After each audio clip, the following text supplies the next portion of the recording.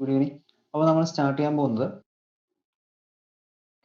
കഴിഞ്ഞ ദിവസം നമ്മൾ ന്യൂക്ലിയർ ഫിസിക്സ് ലാസ്റ്റ് നമ്മൾ നോക്കി നിർത്തിയത് ആറ്റം ബോംബിന്റെ വർക്കിംഗ് ആണ്. ഓക്കെ, ആറ്റം ബോംബ് എങ്ങനെയാണ് കൺസ്ട്രക്ട് ചെയ്യുന്നത്, എങ്ങനെയാണ് അതിന്റെ വർക്കിംഗ് എങ്ങനെയാണ് നടക്കുന്നത്. ഓക്കെ, നോക്കി. അപ്പൊ ഇനി അടുത്ത് നമുക്ക് ഈ ന്യൂക്ലിയർ ഫിഷൻ, ഓക്കെ, ന്യൂക്ലിയർ ഫിഷനുമായി ബന്ധപ്പെട്ട് വരുന്ന അടുത്ത ടോപ്പിക് എന്ന് പറഞ്ഞാൽ ന്യൂക്ലിയർ റിയാക്ടേഴ്സ് ആണ്. ഓക്കെ, നിങ്ങൾ കേട്ടിട്ടുണ്ടായിരിക്കും ന്യൂക്ലിയർ റിയാക്ടേഴ്സ്, ആണവ നിലയം കേട്ടിട്ടുണ്ടായിരിക്കും. Okay, nuclear reactors. ഓക്കെ, നമ്മുടെ ഇവിടെ ഏറ്റവും അടുത്തുള്ളത് ആണവ നിലയം കൂടംകുളം ആണവ നിലയം തമിഴ്നാട്ടിലാണ് വരുന്നത്. ഓക്കെ, ഈ ഇടയ്ക്കാണ് അത് വന്നത്, കുറച്ച് വർഷമായിട്ടുണ്ട്.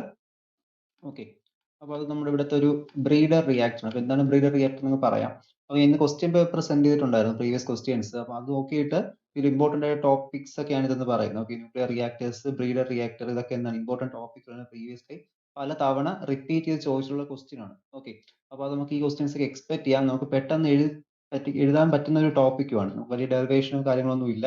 പഠിച്ചു വെച്ച് കഴിഞ്ഞാൽ ക്ലിയർ ആയിട്ട് എഴുതി 15 മാർക്കിന് 14 മാർക്കെങ്കിലും സ്കോർ ചെയ്യാൻ പറ്റുന്ന ടോപ്പിക്കാണ് ഈ ന്യൂക്ലിയർ റിയാക്ടേഴ്സ്. ഇതൊക്കെ അപ്പോൾ കറക്റ്റ് ആയിട്ട് ഇതൊക്കെ പഠിച്ചിട്ട് തന്നെ പോകുക, സ്കിപ്പ് ചെയ്തിട്ട് പോവല്ലോ. ഓക്കെ, അപ്പോൾ എസ് എ ക്വസ്റ്റ്യൻസ് 2 കിട്ടി തന്നെ 30 മാർക്ക് ആവും. പാസ് മാർക്കിനുള്ളതിനെക്കാട്ടി കൂടുതൽ മാർക്ക് വരും. ഓക്കെ, അപ്പോൾ അതുകൊണ്ട് ഈ ടോപ്പിക്സ് ഒരിക്കലും സ്കിപ്പ് ചെയ്യല്, കറക്റ്റ് ആയിട്ട് എന്ത് ചെയ്യുക, ഈ ന്യൂക്ലിയർ റിയാക്ടേഴ്സ് ഒക്കെ പഠിച്ചിട്ട് പോവുക. അപ്പോൾ ഇതില് നമുക്ക് നോക്കേണ്ട ന്യൂക്ലിയർ റിയാക്ടേഴ്സിനെ കുറിച്ചിട്ടാണ്. അപ്പോൾ ന്യൂക്ലിയർ റിയാക്ടേഴ്സ് എന്ന് വെച്ച് കഴിഞ്ഞാൽ അവിടെ ഒരു ചെയിൻ റിയാക്ഷൻ പ്രോസസ് വഴി എന്ത് ചെയ്യുന്നു, ചെയിൻ റിയാക്ഷൻ പ്രോസസ് വഴി കൺട്രോൾഡ് ആയ രീതിയിൽ, കൺട്രോൾഡ് ചെയിൻ റിയാക്ഷൻ വഴി നമുക്ക് എനർജി പ്രൊഡ്യൂസ് ചെയ്ത് നമ്മൾ എന്ത് ചെയ്യുന്നതിനെ ഇലക്ട്രിസിറ്റിയിലോട്ട് കൺവേർട്ട് ചെയ്യുന്നു. ഓക്കെ, അപ്പോൾ അതാണ് മെയിൻലി നമ്മുടെ ന്യൂക്ലിയർ റിയാക്ടറിന്റെ ഉപയോഗം. ഇപ്പൊ ന്യൂക്ലിയർ റിയാക്ടറിന് ഇലക്ട്രിസിറ്റി ഉത്പാദിപ്പിക്കുക എന്നതിന് പുറമെ തന്നെ വീണ്ടും ഒരുപാട് യൂസ് ഉണ്ട്. നമ്മുടെ ഇവിടെയൊക്കെ കൂടുതൽ നമ്മൾ യൂസ് ചെയ്യുന്നത് ഇലക്ട്രിസിറ്റി പ്രൊഡക്ഷന് വേണ്ടി മാത്രമാണ്. അല്ലാതെ തന്നെ നമുക്കത് വേണ്ടി വരുന്നത് വെച്ചാൽ റിസർച്ച് പർപ്പസിന്, അതുപോലെ തന്നെ ഐസോടോപ്പുകൾ, റേഡിയോ ആക്റ്റീവ് ഐസോടോപ്പുകൾ നിർമ്മിക്കാൻ റിസർച്ച് പർപ്പസിന് വേണ്ടിയിട്ട് നമുക്ക് ആവശ്യമുള്ള ഐസോടോപ്പുകളും കോമ്പൗണ്ട്സും നിർമ്മിക്കാൻ വേണ്ടി എന്ത് ചെയ്യാറുണ്ട്, ന്യൂക്ലിയർ റിയാക്ടേഴ്സ് യൂസ് ചെയ്യാറുണ്ട്. അപ്പോൾ ഞാൻ ലാസ്റ്റ് അതിന്റെ ആപ്ലിക്കേഷൻ പറയുന്ന സമയത്ത് പറഞ്ഞുതരാം എന്തിനൊക്കെ നമ്മൾ വേറെ ആയിട്ട് യൂസ് ചെയ്യുന്നതെന്ന്. ഓക്കെ, ഇപ്പൊ നമുക്ക് ഫസ്റ്റ് ഒന്ന് ഈ ഒരു ന്യൂക്ലിയർ റിയാക്ടേഴ്സ് എന്തിനാ നമുക്ക് യൂസ് ചെയ്യാം, എങ്ങനെ അത് വർക്ക് ചെയ്യുന്നതിനെ കുറിച്ച് നമുക്ക് ചെയ്യാം. ഫസ്റ്റ് ഇൻട്രൊഡക്ഷൻ ആയിട്ട് എന്തിനു യൂസ് ചെയ്യുന്നു, ഒരു ബ്രീഫ് ഐഡിയ കൊടുക്കുക. അതിനുശേഷം എന്താണ് ന്യൂക്ലിയർ റിയാക്ടർ എന്ന് കൊടുക്കുക, ദെൻ അതിന്റെ വർക്കിംഗ് കൊടുക്കുക. പിന്നെ അതിന്റെ ഓരോ അപ്പാരറ്റസ് ഉണ്ട്, അതിനകത്ത് ഓരോ ഡിവൈസുകളുണ്ട്. അപ്പോൾ അത് എന്തൊക്കെയാണ് ഡീറ്റെയിൽ ആയിട്ട് എന്ത് ചെയ്യണം, അവിടെ മെൻഷൻ ചെയ്യണം. അപ്പോൾ അതാണ് നമുക്ക് ഈ ഒരു ന്യൂക്ലിയർ റിയാക്ടേഴ്സിൽ നോക്കേണ്ടത്. അപ്പോൾ ഇതിൽ നടക്കുന്ന പ്രോസസ് എന്ന് പറയുന്നത് കൺട്രോൾഡ് ചെയിൻ റിയാക്ഷൻ ആണ്. ബോംബിലൊക്കെ ആണെങ്കിൽ അൺകൺട്രോൾഡ് ചെയിൻ റിയാക്ഷൻ ആയിരിക്കും. ഇവിടെ കൺട്രോൾഡ് ചെയിൻ റിയാക്ഷൻ ആണ്. അപ്പോൾ ഈ കൺട്രോൾഡ് ചെയിൻ റിയാക്ഷൻ എത്തുന്ന സമയത്ത് ഇവിടെ എന്ത് ചെയ്യാം, ഒരു സ്റ്റഡി സ്റ്റേറ്റ് എനർജി നമുക്ക് അവിടെ എപ്പോഴും കിട്ടിക്കൊണ്ടിരിക്കും. ഒരു കൺട്രോൾ ചെയിൻ റിയാക്ഷൻ ആകുമ്പോൾ അവിടെ ഒരു സ്റ്റഡി സ്റ്റേറ്റ് റിയാക്ഷൻ, ഒരു എനർജി നമുക്ക് ആ റിയാക്ഷൻ വഴി എന്ത് ചെയ്യും, എപ്പോഴും കിട്ടിക്കൊണ്ടിരിക്കും. ഈ റിലീസ് ചെയ്യപ്പെടുന്ന എനർജി നമ്മൾ എന്ത് ചെയ്യാറുണ്ട്, ഇതിനെ നമ്മൾ പവർ പ്രൊഡക്ഷന് വേണ്ടിയിട്ട് നമ്മൾ യൂസ് ചെയ്യാറുണ്ട്. അങ്ങനെയാണ് എന്ത് ചെയ്യുന്നത്, നമുക്ക് ഈ ന്യൂക്ലിയർ റിയാക്ടേഴ്സിൽ വർക്കിംഗ് വരുന്നത്. അപ്പോൾ ഇത് നമ്മൾ കഴിഞ്ഞ ദിവസം കണ്ടല്ലോ, നമ്മൾ സാധാരണ ഒരു കെമിക്കൽ റിയാക്ഷനിൽ വരുന്നത് ഫ്യൂ ഇലക്ട്രോൺ വോൾട്ട് എനർജീസ് ആയിരിക്കും. പക്ഷെ ഇവിടെ നമുക്ക് എന്ത് ചെയ്യുന്നു, ഒരു ട്രമൻഡസ് അല്ലെങ്കിൽ മെഗാ ഇലക്ട്രോൺ വോൾട്ട് റേഞ്ചിലൊക്കെ ഉള്ള എനർജീസ് നമുക്ക് കിട്ടുന്നുണ്ട്. ഓക്കെ, ചെറിയൊരു വർക്ക് ചെയ്താൽ മതി, വലിയൊരു എമൗണ്ട് ഓഫ് എനർജി നമുക്ക് അവിടെ റിലീസ് ആയി വരുന്നുണ്ട്. അപ്പോൾ അതുകൊണ്ടാണ് നമ്മൾ എന്ത് ചെയ്യുന്നത്, കൂടുതൽ ന്യൂക്ലിയർ റിയാക്ടേഴ്സിന് യൂസ് ചെയ്യുന്നത്. അപ്പോൾ നമ്മളൊരു നോർമലി ഒരു ഫോസിൽ ഫ്യൂവലോ അങ്ങനെ ഇപ്പോൾ പെട്രോളോ ഡീസലോ കെറോസിനോ അങ്ങനെ എന്തെങ്കിലും കത്തിച്ച് നമ്മളൊരു ടർബൈൻ കറക്കി ഇലക്ട്രിസിറ്റി പ്രൊഡ്യൂസ് ചെയ്യുന്നതിനെക്കാട്ടിലും കുറച്ചുകൂടി എഫിഷ്യന്റ് ആയിട്ട് നമുക്ക് എന്ത് ചെയ്യാം, ഈ ന്യൂക്ലിയർ റിയാക്ടേഴ്സ് വഴി ചെയ്യാം. പക്ഷേ ഇതിന് ഹെൽത്ത് ഹസാർഡ്സ് ഒക്കെ ചിലതുണ്ട്. അപ്പോൾ അതൊക്കെ ഒരുപാട് നമ്മൾ അതിനൊക്കെ ഒരുപാട് ലിമിറ്റേഷൻസ് നമ്മൾ എടുത്തിട്ടുണ്ട്. അതിൽ കുറച്ച് എന്ത് ചെയ്യുന്നുണ്ട്, അതൊക്കെ മാറ്റാൻ വേണ്ടി ഒരുപാട് മുൻകരുതലൊക്കെ എടുത്ത് നമ്മൾ എന്ത് ചെയ്യും, ന്യൂക്ലിയർ റിയാക്ടേഴ്സ് ഒക്കെ സ്ഥാപിക്കുന്നത്. അപ്പോൾ അതിന് ലീക്ക് ചെയ്ത് കഴിഞ്ഞാൽ എന്ത് ചെയ്യാം, നമുക്ക് റേഡിയേഷൻ ഒക്കെ പുറത്തെത്താം. ഓക്കെ, അങ്ങനത്തെ ഇഷ്യൂസ്, ഹെൽത്ത് ഇഷ്യൂസ് ഒരുപാട് ഇതിനകത്തുണ്ട്. ഓക്കെ, ആണവ നിലയങ്ങൾ കത്തുന്നത് കാരണം ഒരുപാട് ഹെൽത്ത് ഇഷ്യൂസ് വരാം. ഓക്കെ, അതൊക്കെ ഇതിന്റെ ഒരു ഡീമെറിറ്റ് ഭാഗമാണ്. പക്ഷെ അതിനെക്കാട്ടി മോർ അഡ്വാൻറ്റേജ് ഉള്ളതുകൊണ്ട് നമ്മൾ എന്ത് ചെയ്യുന്നു, നമ്മൾ ന്യൂക്ലിയർ റിയാക്ടേഴ്സ് യൂസ് ചെയ്യും. Mainly nuclear reactors power production use ചെയ്യാൻ കാരണം ഇപ്പൊ നമുക്ക് മഴയില്ലാത്ത സമയത്ത് വെള്ളം കാണില്ല, ഡാമിലൊന്നും വെള്ളം കാണില്ല, അപ്പോൾ നമുക്ക് എന്ത് കിട്ടില്ല, ഇലക്ട്രിസിറ്റി കിട്ടില്ല. പക്ഷേ ഈ ന്യൂക്ലിയർ റിയാക്ടേഴ്സ് ആണെങ്കിൽ ഏത് കാലാവസ്ഥയിൽ നമുക്ക് എന്ത് ചെയ്യാം, യൂസ് ചെയ്യാൻ പറ്റും. ഓക്കെ, അപ്പോൾ അങ്ങനത്തെ ഉള്ളതുകൊണ്ടാണ് നമ്മൾ കൂടുതൽ എന്ത് ചെയ്യുന്നത്, ആണവ നിലയങ്ങളെ വൈദ്യുതി പ്രൊഡക്ഷന് വേണ്ടി നമ്മൾ ആശ്രയിക്കുന്നത്. ഓക്കെ, ഇതൊക്കെ നിങ്ങൾ അഡ്വാൻറ്റേജും മെരിറ്റും ഡീമെറിറ്റും ഒക്കെ എഴുതുന്ന സമയത്തൊക്കെ ഒന്ന് മിക്സ് ചെയ്ത് എഴുതാൻ പഠിച്ചിരിക്കുക. ന്യൂക്ലിയർ റിയാക്ടേഴ്സിന്റെ അഡ്വാൻറ്റേജ് എന്താണ്, ഡീമെറിറ്റ് എന്താണ്, യൂസ് എന്താണ്, അതൊക്കെ എന്ത് ചെയ്യുക, അതൊക്കെ ഒന്ന് മിക്സ് ചെയ്ത് എന്ത് ചെയ്യുക, ഒരു ജനറൽ അവയർനെസ് പോലെ എന്ത് ചെയ്യുക, എഴുതാൻ അറിഞ്ഞിരിക്കുക കേട്ടോ. അങ്ങനെ കൂടെ എഴുതിയാൽ നമുക്ക് അതിൽ മാർക്ക് വരുള്ളൂ ന്യൂക്ലിയർ റിയാക്ടേഴ്സിൽ. ഓക്കെ, അപ്പോൾ നമുക്ക് ഈ ഒരു ന്യൂക്ലിയർ റിയാക്ടേഴ്സിൽ മെയിൻലി നമുക്ക് 5 എലമെന്റ്സ് ആണ് വരുന്നത്. ഒരു ന്യൂക്ലിയർ റിയാക്ടേഴ്സിനകത്ത് മെയിൻലി നമുക്ക് 5 എലമെന്റ്സ് വരുന്നുണ്ട്. ഒന്നെന്ന് പറയുന്ന fissionable material. Okay, FISSIONABL, fissionable material. ഇത് നമ്മൾ ഫ്യൂവൽ എന്ന് പറയും. ഓക്കെ, അപ്പോൾ ഇതാണ് എന്ത് ചെയ്യുന്നത്, അവിടെ നമുക്ക് ഈ ഒരു ഫിഷൻ റിയാക്ഷനോട് നടത്തുന്നത്. പിന്നെ വരുന്നത് മോഡറേറ്റർ. രണ്ടാമത്തെ എലമെന്റ് ആണ് മോഡറേറ്റർ. രണ്ടാമത്തെ അപ്പാരറ്റസ് മോഡറേറ്റർ. എന്താണെന്ന് ഞാൻ ഡീറ്റെയിൽ പറഞ്ഞുതരാം. ആദ്യം നമുക്ക് നെയിം നോക്കാം ഓരോന്നായിട്ട്. മൂന്നാമത്തേതാണ് neutron reflector. Neutron reflector. Okay. നാലാമത്തത് cooling system. Okay, cooling system. അഞ്ചാമത്തെ പറയുന്നത് safety and control system. Okay, safety and control system. Okay, ഞാൻ നോട്ട്സ് വെച്ച് തന്നെയാണ് പറയുന്നത്. അപ്പോൾ ഇതിൽ പറയുന്ന ഓരോ ടോപ്പ് ഏരിയകളും ഡെഫിനിഷൻസും കറക്റ്റ് നോട്ട്സിലുണ്ട്. ഞാൻ പറയുന്ന സമയത്ത് എഴുതിയെടുക്കാൻ പറ്റിയില്ലെങ്കിൽ എന്ത് ചെയ്യുക, നോട്ട്സ് നോക്കി പഠിക്കുക. ഞാൻ കറക്റ്റ് നോട്ട് ചെയ്യുന്ന അതേ നോട്ടും അതുപോലെ തന്നെ മോഡേൺ ഫിസിക്സ് ടെക്സ്റ്റും ആണ് യൂസ് ചെയ്യുന്നത്. Modern physics by R Murugeshan. Okay, എസ്റ്റൻ പബ്ലിക്കേഷന്റെ മോഡേൺ ഫിസിക്സ് അതാണ് യൂസ് ചെയ്യുന്നത്. അപ്പോൾ അതിലും ഇതിൽ നോട്ട്സിലൊക്കെ ഉള്ള ഒരു വേർഡ് തന്നെയാണ്. അപ്പോൾ എന്ത് ചെയ്യുക, ഒന്ന് നോട്ട്സോ ടെക്സ്റ്റോ എന്തെങ്കിലും എടുത്ത് വെച്ച് കറക്റ്റായിട്ട് എന്ത് ചെയ്യുക, പഠിക്കുക കേട്ടോ. അപ്പോൾ ഇവിടെ ഇപ്പൊ ഞാൻ പറഞ്ഞു പോകുന്നേ ഉള്ളൂ. നോട്ട്സ് ഉള്ളതാണ് പ്രത്യേകിച്ച് നോട്ട് ഇപ്പോൾ ഡിസ്പ്ലേ ചെയ്യാതെ എടുത്തിട്ട് നോട്ട്സ് തന്നെ നോക്കുക. അപ്പോൾ ഒന്നാമത്തത് ഫിഷണൽ സബ്സ്റ്റൻസ് ആണ്. അപ്പോൾ ഫിഷണൽ സബ്സ്റ്റൻസ് അല്ലെങ്കിൽ നമ്മൾ എന്ത് പറയാം, നമുക്ക് ഫ്യൂൽ എന്ന് പറയാം. ഓക്കെ, അപ്പോൾ ഈ ഫ്യൂലായിട്ട് നമ്മൾ സാധാരണ യൂസ് ചെയ്യുന്നത് ഈ ഫ്യൂലാണ് ശരിക്കും അവിടെ കത്തിയിട്ട് എന്ത് ചെയ്യുന്നത്, നമുക്ക് അവിടെ എനർജി കിട്ടിക്കൊണ്ടിരിക്കുന്നത്. അപ്പോൾ ഇവിടെ ഇപ്പോൾ ഒരു ന്യൂക്ലിയർ ഫിഷൻ ആണ്. ഫിഷൻ റിയാക്ഷന് വേണ്ടി നമ്മൾ യൂസ് ചെയ്യുന്നതായിരിക്കും യുറേനിയം 235 കാണും. മെയിൻലി നമ്മൾ അവിടെ യൂസ് ചെയ്യുന്ന യുറേനിയം 235 ആയിരിക്കും. ഇല്ലെങ്കിൽ നമുക്ക് എന്ത് ചെയ്യാം, യുറേനിയം 238 എടുക്കാം. ഓക്കെ, ഇതൊക്കെ എന്താണ് ഫിഷനബിൾ ഫ്യൂലായിട്ട് നമുക്ക് യൂസ് ചെയ്യാൻ പറ്റുന്ന മെറ്റീരിയൽസ് ആണ്. ഓക്കെ, അതുപോലെ തന്നെ തോറിയത്തിന്റെ ഐസോടോപ്പായ തോറിയം 235. ഓക്കെ, 232 അല്ല 232. അതുപോലെ തന്നെ പ്ലൂട്ടോണിയം. ഓക്കെ, പ്ലൂട്ടോണിയത്തിന്റെ ഐസോടോപ്പുകൾ plutonium 239, plutonium 240, then plutonium 241. Okay, ഈ എലമെന്റ്സ് ഒക്കെ നമ്മൾ എന്ത് യൂസ് ചെയ്യാം, നമുക്കിവിടെ ഫ്യൂവൽസ് ആയിട്ട് യൂസ് ചെയ്യാം. ഓക്കെ, അപ്പോൾ ഇത് അറിഞ്ഞിരിക്കുക. ഇതൊക്കെയാണ് നമ്മൾ യുറേനിയത്തിന് പുറമെ ഇത്രയും എലമെന്റ്സ് മെയിൻലി നമ്മൾ എവിടെ യൂസ് ചെയ്യുന്ന യുറേനിയം 235 ആയിരിക്കും. ഓക്കെ, ബാക്കി നമ്മൾ യൂസ് ചെയ്യാറുണ്ട്. അപ്പോൾ ഇത്രയും എലമെന്റ്സ് ആണ് നമ്മൾ എന്ത് ചെയ്യുന്നത്, ഫിഷണബിൾ സബ്സ്റ്റൻസ്. ഫിഷണബിൾ സബ്സ്റ്റൻസ് വെച്ച് കഴിഞ്ഞാൽ ഈ സബ്സ്റ്റൻസ് ആണ് റേഡിയോ ആക്ടിവിറ്റി ആ ഒരു ന്യൂക്ലിയർ ഫിഷൻ റിയാക്ഷൻ എന്ത് ചെയ്യുന്നത് അവിടെ സഹായിക്കും. നമ്മൾ കഴിഞ്ഞ ദിവസം പറഞ്ഞല്ലോ എങ്ങനെയാണ് ചെയിൻ റിയാക്ഷൻ നടക്കുന്നതിനെ കുറിച്ച് നമ്മൾ ഡിസ്കസ് ചെയ്തു. അപ്പോൾ ആ ഒരു റിയാക്ഷൻ ഒക്കെ ഇവിടെ നടക്കുന്നത്. ഓക്കെ, അപ്പോൾ ആ ഒരു എമൗണ്ട് ഓഫ് എനർജി റിലീസ് ചെയ്യും. അതാണ് നമ്മൾ എന്ത് ചെയ്യുന്നത്, എനർജി പ്രൊഡക്ഷന് വേണ്ടി യൂസ് ചെയ്യുന്നത്. ഇതാണ് ഫിഷണബിൾ മെറ്റീരിയൽ അല്ലെങ്കിൽ ഫ്യൂൽ എന്ന് പറയുന്നത്. ഇനി മോഡറേറ്റർ എന്ന് പറഞ്ഞിട്ടൊരു ഡിവൈസ് ഉണ്ട്. മോഡറേറ്റർ എന്ന് പറയുന്നത് അപ്പൊ ഇവിടുന്ന് പ്രൊഡ്യൂസ് ചെയ്ത് വരുന്ന ഈ ഒരു ന്യൂട്രോൺസ്. ഓക്കെ, ന്യൂട്രോൺസ് പ്രൊഡ്യൂസ് ചെയ്യില്ല. ഒരു യുറേനിയത്തിൽ തന്നെ 3 ന്യൂട്രോൺസ് അവിടെ എന്ത് ചെയ്യുന്നു, 3 ന്യൂട്രോൺസ് അവിടെ പ്രൊഡ്യൂസ് ചെയ്ത് പുറത്തു വരുന്നു റിസൾട്ടന്റ് ആയിട്ട്. ഓക്കെ, ഔട്ട്പുട്ട് ആയിട്ട്, പ്രൊഡക്റ്റ് ആയിട്ട്. അപ്പൊ ഈ വരുന്ന ന്യൂട്രോൺസ് ഫാസ്റ്റ് മൂവിങ് ന്യൂട്രോൺസ് ആണെന്ന് പറഞ്ഞു. അപ്പൊ ഈ ഫാസ്റ്റ് മൂവിങ് ന്യൂട്രോൺസ് നമുക്ക് സ്ലോ ഡൗൺ ചെയ്യണം. ഓക്കെ, ഫാസ്റ്റ് മൂവിങ് ന്യൂട്രോൺസ് നമുക്ക് സ്ലോ ഡൗൺ ചെയ്യണം. അപ്പൊ ഇത് സ്ലോ ഡൗൺ ചെയ്യാൻ വേണ്ടി ചെയ്താൽ മാത്രമേ നമുക്ക് എന്ത് ചെയ്യാം, അടുത്തേക്ക് കൊണ്ട് ടാർഗറ്റ് കൊണ്ട് ഹിറ്റ് ചെയ്യിപ്പിക്കാൻ പറ്റും. അപ്പൊ ഇത് സ്ലോ ഡൗൺ ചെയ്യാൻ വേണ്ടി നമ്മൾ യൂസ് ചെയ്യുന്നതാണ് എന്ത് പറയുന്നത്, it is called moderator. Okay, ഇതിന് ബ്ലോക്ക് ഡയഗ്രം ജസ്റ്റ് കാണിച്ചു തരാം. ഇതാണ് നമ്മുടെ ഒരു ന്യൂക്ലിയർ ഫിഷൻ റിയാക്ടറിന്റെ ബ്ലോക്ക് ഡയഗ്രം എന്ന് പറയുന്നത്. ഇതൊന്ന് റഫ് ആയിട്ട് വരയ്ക്കാൻ അറിഞ്ഞിരിക്കാൻ നോട്ട്സിൽ വരച്ചിട്ടുണ്ട്. അപ്പൊ അതുപോലെ എന്ത് ചെയ്യണം, 50 മാർക്ക് എസ് എ ക്വസ്റ്റ്യൻ ചോദിക്കുകയാണെങ്കിൽ വരയ്ക്കണം. അപ്പൊ ഇതിൽ വരുന്ന എലമെന്റ്സ് ഒന്നുകൂടി ഒന്ന് പറഞ്ഞുതരാം. കൺട്രോൾ റോഡ്സ് നമ്മൾ പറഞ്ഞു, അവിടെ കൺട്രോൾ റോഡ്സ് വരുന്നുണ്ട്, സേഫ്റ്റി മെഷറിൽ വരുന്നുണ്ട്, പിന്നെ കൂളന്റ് വരുന്നുണ്ട്, കൂളിംഗ് സിസ്റ്റം എന്ന് പറഞ്ഞു. പിന്നെ ഇത്രയും ഇങ്ങോട്ട് വരുന്ന ഇത്രയും കമ്പോണൻസ് ഉണ്ടല്ലോ, ഇതോട്ട് വരുന്നത് ഇത്രയും പിന്നെ വരുന്നത് വെച്ച് കഴിഞ്ഞാൽ നമ്മുടെ ആ ഒരു എനർജി പ്രൊഡക്ഷന് വേണ്ടി അല്ലെങ്കിൽ പവർ പ്രൊഡക്ഷൻ. അപ്പൊ പിന്നീട് വരുന്ന ഫ്യൂവൽ റോഡ്സ്. ഈ ഫ്യൂവൽ റോഡ്സ് ആണ് നമ്മൾ യുറേനിയം 235 കൊടുക്കുന്നത്. ഫ്യൂവൽ റോഡ്സ് ആയിട്ടായിരിക്കും യുറേനിയം 235 കൊടുക്കുന്നത്. പിന്നെ ഇതിൽ മോഡറേറ്റർ പറയുന്നുണ്ടോ, മോഡറേറ്റർ. അപ്പൊ ഈ മോഡറേറ്റർ ആണ് നമ്മൾ ഇവിടെ നിന്ന് വരുന്ന ആ ന്യൂട്രോൺസിനെ എന്ത് ചെയ്യുന്നത്, ആ സ്പീഡ് കുറച്ച് സ്ലോ ഡൗൺ ചെയ്യുന്നത്. ഓക്കെ, മോഡറേറ്റ് ചെയ്യുക, സ്പീഡ് മോഡറേറ്റ് ചെയ്യുക, അതാണ് ഉദ്ദേശിക്കുന്നത്. പിന്നെ വരുന്ന ഫിഷൻ ചേംബർ. ഫിഷൻ ചേംബറിനകത്തായിരിക്കും ഈ ഫിഷൻ പ്രോസസ് കംപ്ലീറ്റ് നടക്കുന്നത്. പിന്നെ ഇതിന്റെ ആ ഒരു കൺട്രോൾഡ് ചെയിൻ റിയാക്ഷൻ അല്ലേ, അപ്പൊ അതിന്റെ ആ ഒരു റേറ്റ് കൺട്രോൾ ചെയ്യാൻ യൂസ് ചെയ്യുന്നതാണ് കൺട്രോൾ റോഡ്സ് എന്ന് പറയുന്നത്. ഡീറ്റെയിൽ ആയിട്ട് പറഞ്ഞു തരുന്നതാണ് കൺട്രോൾ റോഡ്സ്. പിന്നെ ഒരു ഷീൽഡിംഗ് ഉണ്ട്. ഈ ഷീൽഡിംഗ് എന്ന് വെച്ച് കഴിഞ്ഞാൽ നമ്മുടെ ആണോ നിലവിൽ നിങ്ങൾ ആ സ്ട്രക്ചർ കണ്ടുണ്ടെങ്കിൽ അറിയാമായിരിക്കും, യൂട്യൂബിൽ സെർച്ച് ചെയ്ത് നോക്കിയാൽ മതി. അപ്പൊ അത് ശരിക്കും ഒരു ലെഡ് ബ്ലോക്കോ അല്ലെങ്കിൽ കോൺക്രീറ്റ് ബ്ലോക്കോ ആണ് എന്ത് ചെയ്യുന്നത്, ഈ ഒരു പവർ പ്ലാന്റ്സ് ഒക്കെ നിർമ്മിച്ചിരിക്കുന്നത്.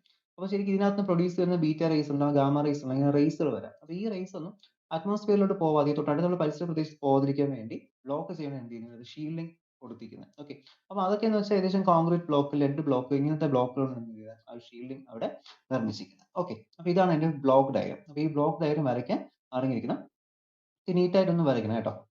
അപ്പൊ അതിൽ ഞാൻ നോട്ട്സിലോ ടെക്സ്റ്റിലോ കൊടുക്കുന്ന ഫിഗർ നോക്കി വരച്ചാൽ മതി. ഇപ്പൊ ഇതുപോലെ ഇത്രയും ഡീറ്റെയിൽ ആയിട്ട് വരയ്ക്കണമെന്നില്ല.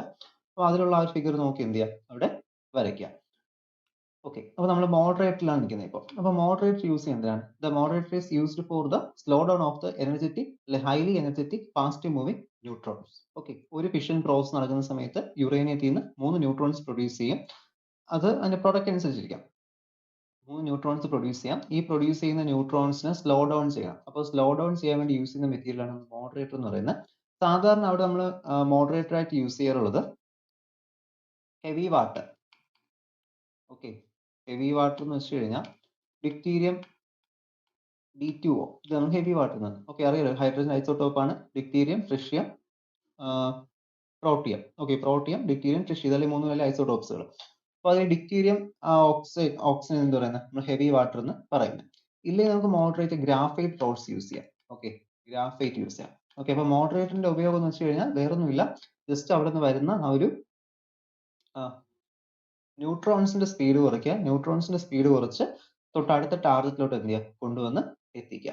അപ്പൊ ഈ വയ്ക്കുന്ന മോഡറേറ്റർ നമ്മൾ ഹെവി വാട്ടറോ അല്ലെങ്കിൽ ഗ്രാഫൈറ്റോ ഇങ്ങനെ എന്തെങ്കിലും എലമെന്റ് ആയിരിക്കും. അപ്പൊ ഇതിനൊരു കണ്ടീഷൻ പറയുന്നുണ്ട്, ഈ മോഡറേറ്റർ എല്ലാം എന്തായിരിക്കണം, which will be low atomic weight ഉള്ളതായിരിക്കണം. ഓക്കെ, കണ്ടീഷൻ ആണ് ലോ അറ്റോമിക് വെയിറ്റ്. ഓക്കെ, ഒന്നാമത്തെ പോയിന്റ് ലോ അറ്റോമിക് വെയിറ്റ് ആയിരിക്കണം. അതുപോലെ തന്നെ which have a low absorption cross section. Okay, neutron absorption cross section എന്തായിരിക്കണം, ന്യൂട്രോൺ അബ്സോർപ്ഷൻ കോഎഫിഷ്യന്റ് ഇവിടെ എന്താ, cross section എന്തായിരിക്കണം, ഇവിടെ കുറവായിരിക്കണം. ഓക്കെ, അല്ലെങ്കിൽ എന്ത് ചെയ്യും, ന്യൂട്രോൺസിനെ മൊത്തം ഇതങ്ങ് അബ്സോർവ് ചെയ്തെടുക്കും. അതുകൊണ്ട് നമുക്ക് എന്തായിരിക്കണം, മോഡറേറ്ററിന് low neutron absorption cross section ഉണ്ടായിരിക്കണം. അപ്പൊ ഇതാണ് രണ്ടാമത്തെ എലമെന്റ്. ഇനി മൂന്നാമത്തെ എലമെന്റ് എന്ന് വെച്ചാൽ ന്യൂട്രോൺ റിഫ്ലക്ടർ ആണ്. Okay, neutron reflector. അപ്പൊ നമുക്ക് ഈ ഒരു റിയാക്ഷൻ അല്ലേ, നമുക്ക് ഫ്യൂവൽ ഈ ഒരു യുറേനിയം 235 ആണെങ്കിൽ അതിനകത്ത് ഈ റിയാക്ഷൻ സസ്റ്റെയിൻ ചെയ്യണമെങ്കിൽ, റിയാക്ഷൻ ചെയിൻ പോലെ പൊയ്ക്കൊണ്ടിരിക്കണമെങ്കിൽ എന്ത് ചെയ്യണം, അതിനകത്ത് ന്യൂട്രോൺസ് ആവശ്യത്തിന് നമുക്ക് വേണം. അപ്പൊ ഈ ന്യൂട്രോൺസ് എന്ത് ചെയ്യാം, നമുക്കിപ്പോ റിഫ്ലക്ടർ ഒന്നും വെച്ചില്ല എങ്കിൽ ന്യൂട്രോൺസ് എന്ത് ചെയ്യാം, ഔട്ട്സൈഡിലോട്ട് പുറത്തു പോവാം. ഓക്കെ, ഈ ഒരു കണ്ടെയ്നറിൽ നിന്ന് എന്ത് ചെയ്യാം, പുറത്തു പോവാം. അപ്പൊ ഇങ്ങനെ പോകുന്നതുകൊണ്ട് തന്നെ ഇതിനകത്ത് എന്ത് ചെയ്യണം, നമുക്ക് ഇതിനകത്ത് ഈ ന്യൂട്രോൺസിനെ പിടിച്ചു നിർത്തണം. ഓക്കെ, അപ്പൊ നമ്മൾ സാധാരണ നമ്മൾ കഴിഞ്ഞ ദിവസം ലേസറിന്റെ കേസ് ഒക്കെ പറഞ്ഞ സമയത്ത് നമ്മൾ 2 ലെൻസ് 2 സൈഡിൽ വെച്ച് കൊടുത്തു, അത് 2 മിറേഴ്സ് നമ്മൾ വെച്ച് കൊടുത്തു. ഓക്കെ, ഇങ്ങനെ ലേസറിൽ നമ്മൾ പറഞ്ഞു 2 മിറേഴ്സ് നമ്മൾ സൈഡിൽ വെച്ചു. അതെന്തിനാണ്, അതിനകത്തുള്ള ലൈറ്റിനകത്താണ് മാക്സിമം ആംപ്ലിഫിക്കേഷൻ കിട്ടാൻ വേണ്ടിയിട്ട്. അപ്പൊ അതുപോലെ തന്നെ ഇതിനകത്തുള്ള ന്യൂട്രോൺസിനെ ഒന്ന് ക്യാപ്ചർ ചെയ്ത് നിർത്താൻ, അല്ലെങ്കിൽ ഇതിനകത്ത് പിടിച്ചു നിർത്താൻ വേണ്ടി നമ്മൾ എന്ത് ചെയ്യുന്നുണ്ട്, ഇവിടെ നമ്മൾ ന്യൂട്രോൺ റിഫ്ലക്ടേഴ്സ് യൂസ് ചെയ്യും. അപ്പൊ ഈ ഒരു ന്യൂട്രോൺ റിഫ്ലക്ടേഴ്സ് എന്ത് ചെയ്യും, ഇതിന്റെ ഇന്റൻസിറ്റീസ് എന്ത് ചെയ്യും, ഇതിനകത്തിരിക്കുന്ന ആ ഒരു ന്യൂട്രോൺസിന്റെ ഇന്റൻസിറ്റി അവിടെ, അല്ലെങ്കിൽ ആ ന്യൂട്രോൺ ഫ്ലക്സിന്റെ ഇന്റൻസിറ്റി അവിടെ എന്ത് ചെയ്യും, കൂട്ടും. ഓക്കെ, അപ്പൊ അതിനാണ് നമ്മൾ ന്യൂട്രോൺ റിഫ്ലക്ടേഴ്സ് യൂസ് ചെയ്യുന്നത്. അപ്പൊ ന്യൂട്രോൺസ് അവിടെ കുറഞ്ഞു. ഇപ്പോ നമ്മൾ കഴിഞ്ഞ ദിവസം ചെയിൻ റിയാക്ഷൻ നോക്കിയപ്പോൾ നമ്മൾ കണ്ടു ചില ന്യൂട്രോൺസ് ആണ് എസ്കേപ്പ് ആയി പോകുന്നുണ്ട്. ഓക്കെ, എസ്കേപ്പ് ആയി പോകുന്നതിന് എല്ലാം അങ്ങനെ വിട്ടുകൊണ്ടിരുന്ന നമുക്ക് ഓരോ പ്രാവശ്യവും 3 വെച്ചിട്ട് കൂടി വരുന്നത്. അപ്പൊ അതിൽ തന്നെ ആദ്യത്തെ 2 കുറഞ്ഞു, ആ പ്രോഗ്രഷൻ അനുസരിച്ച് കുറഞ്ഞു കുറഞ്ഞു വരും. ഓക്കെ, അത് നമുക്ക് പിന്നീട് ആ ഒരു റിയാക്ഷൻ അവിടെ സസ്റ്റെയിൻ ചെയ്യില്ല.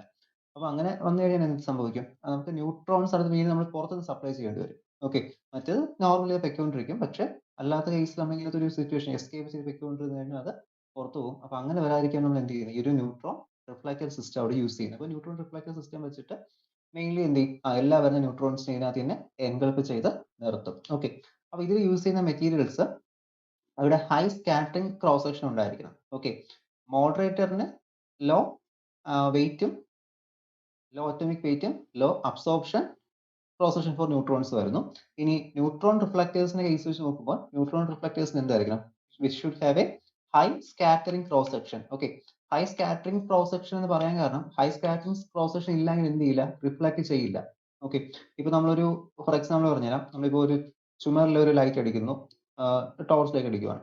അതേസമയം നമ്മൾ അതിന്റെ ഗ്ലാസ്സിലാണ് അടിക്കുന്നത്, എന്ത് ചെയ്യും, അത് പെട്ടെന്ന് എന്ത് ചെയ്യും, റിഫ്ലക്ട് ചെയ്യും. ഓക്കെ, മറ്റേതിനെക്കാട്ടി എന്ത് ചെയ്യും, അതിന്റെ സർഫസ് കുറച്ച് ഷൈനിയാണ്. അപ്പൊ അത് എന്ത് ചെയ്യും, മറ്റേ നമുക്ക് റിഫ്ലക്ട് ചെയ്ത് കിട്ടും. അപ്പൊ അതേപോലെ തന്നെ നമ്മൾ അത് ആ ഒരു മെത്തേഡാണ് ഇവിടെയും വരുന്നത്. ഇതിൽ ഹൈ റിഫ്ലക്ഷൻ ക്രോസ് സെക്ഷൻ ഇല്ല എങ്കിൽ, okay, reflection scattering cross section high അല്ല എങ്കിൽ ഇവിടെ എന്ത് ചെയ്യില്ല, അത് അവിടെ സ്കാറ്റർ ചെയ്ത് പോകില്ല, എല്ലാം എന്ത് ചെയ്യും, പുറത്തോട്ടില്ല, അതിനകത്ത് അബ്സോർബ് ചെയ്ത് പിടിക്കും.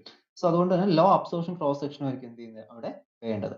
അപ്പൊ ഇവിടുത്തെ condition high scattering, okay, scattering cross section high ആയിരിക്കണം and low absorption. Okay, low absorption cross section എങ്ങനെ ഇരിക്കുന്ന മെറ്റീരിയൽസ് നമ്മൾ എന്ത് പറയുന്നത്, which are called good reflectors. Okay, അപ്പൊ ഇതാണ് ഇവിടുത്തെ ന്യൂട്രോൺ റിഫ്ലക്ടർ സിസ്റ്റം എന്ന് പറയുന്നത്. അപ്പൊ നമുക്ക് 3 ആയിട്ടുണ്ട്. ഒന്നാമത്തെ ഫിഷൻ മെറ്റീരിയൽ അല്ലെങ്കിൽ ഫ്യൂവൽ, ദെൻ മോഡറേറ്റർ, മൂന്നാമത്തെ ന്യൂട്രോൺ റിഫ്ലക്ടർ. ഇനി നാലാമത്തെ കണ്ടീഷൻ, നാലാമത്തെ സിസ്റ്റം എന്ന് പറയുന്നത് കൂളിംഗ് സിസ്റ്റം ആണ്. അപ്പോൾ ഈ കൂളിംഗ് സിസ്റ്റം എന്തിനാണ് യൂസ് ചെയ്യുന്നത്? നോർമലി എല്ലാ ഡിവൈസിലും കൂളിംഗ് സിസ്റ്റം യൂസ് ചെയ്യുമ്പോൾ നമുക്ക് അവിടെ നിന്നുണ്ടാകുന്ന എക്സസ് ഹീറ്റിനെ എന്ത് ചെയ്യണം? അതിനെ പിടിച്ച് മാറ്റണം. ഓക്കെ, അവിടെ നിന്നുണ്ടാകുന്ന ഹീറ്റിനെ റിമൂവ് ചെയ്യാൻ വേണ്ടിയിരിക്കും റിയാക്ഷൻ കോറിൽ. അപ്പോൾ റിയാക്ഷൻ കോർ എന്ന് പറയുമ്പോൾ അത്രയും ടെമ്പറേച്ചർ, അപ്പോൾ ഇത്രയും എമൗണ്ട് ഓഫ് എനർജി നമ്മൾ പറഞ്ഞു സെവറൽ മെഗാ ഇലക്ട്രോൺ, ഏകദേശം 200 മെഗാ ഇലക്ട്രോൺ വോൾട്ട് ആണ് ഒരു സമയത്ത് റിലീസ് ചെയ്യുന്നത്. അപ്പോൾ ഇത്രയും മെഗാ ഇലക്ട്രോൺ വോൾട്ട് ഒക്കെ റിലീസ് ചെയ്യുന്ന സമയത്ത് എന്ത് ചെയ്യുക? അവിടെ അത്രയും എമൗണ്ട് ഓഫ് ഹീറ്റ് എനർജി അവിടെ എന്ത് ചെയ്യും? അവിടെ ജനറേറ്റ് ചെയ്യും. അപ്പോൾ ഈ ഉണ്ടാകുന്ന ഹീറ്റ് എനർജി എപ്പോഴും അവിടെ തന്നെ ഇങ്ങനെ വീണുകൊണ്ടിരുന്നാൽ ഈ റിയാക്ടർ കോർ എന്ത് ചെയ്യും? റിയാക്ഷൻ കോർ എന്ത് ചെയ്യും? പൊട്ടിത്തെറിക്കും. ഓക്കെ, അപ്പോൾ അത് ബ്ലാസ്റ്റിംഗ് ഒക്കെ സാധിക്കും. അപ്പോൾ അതുകൊണ്ട് തന്നെ അങ്ങനെ ബ്ലാസ്റ്റിംഗ് വരാതിരിക്കാൻ വേണ്ടിയാണ് നമ്മൾ എന്ത് ചെയ്യുന്നത്? മെയിൻലി ആ ഹീറ്റ് കൂടാതിരിക്കാൻ വേണ്ടി നമ്മൾ എന്ത് ചെയ്യാറുണ്ട്? ഇതിനകത്ത് കൂളന്റ് നമ്മൾ സപ്ലൈ ചെയ്യാറുണ്ട്. ഓക്കെ, കണ്ടോ, അതാണ് ഈ കൂളന്റ് എന്ന് പറഞ്ഞ് പോകുന്നത്. അപ്പോൾ ഇതിനകത്ത് ഇങ്ങനെ ഒരു കണ്ടിന്യൂസ് ആയിട്ട് വാട്ടറോ കാർബൺ ഡൈ ഓക്സൈഡ് ഗ്യാസോ അങ്ങനെ മോൾട്ടൺ മെറ്റൽ ഇങ്ങനെ എന്തെങ്കിലുമൊക്കെ നമ്മൾ എന്ത് ചെയ്യുന്നത്? കൂളന്റ് ആയിട്ട് യൂസ് ചെയ്യുന്നത്. കണ്ടിന്യൂസ്ലി കൂളന്റ് ഇതിങ്ങനെ കറങ്ങിക്കൊണ്ടേയിരിക്കും. കണ്ടോ,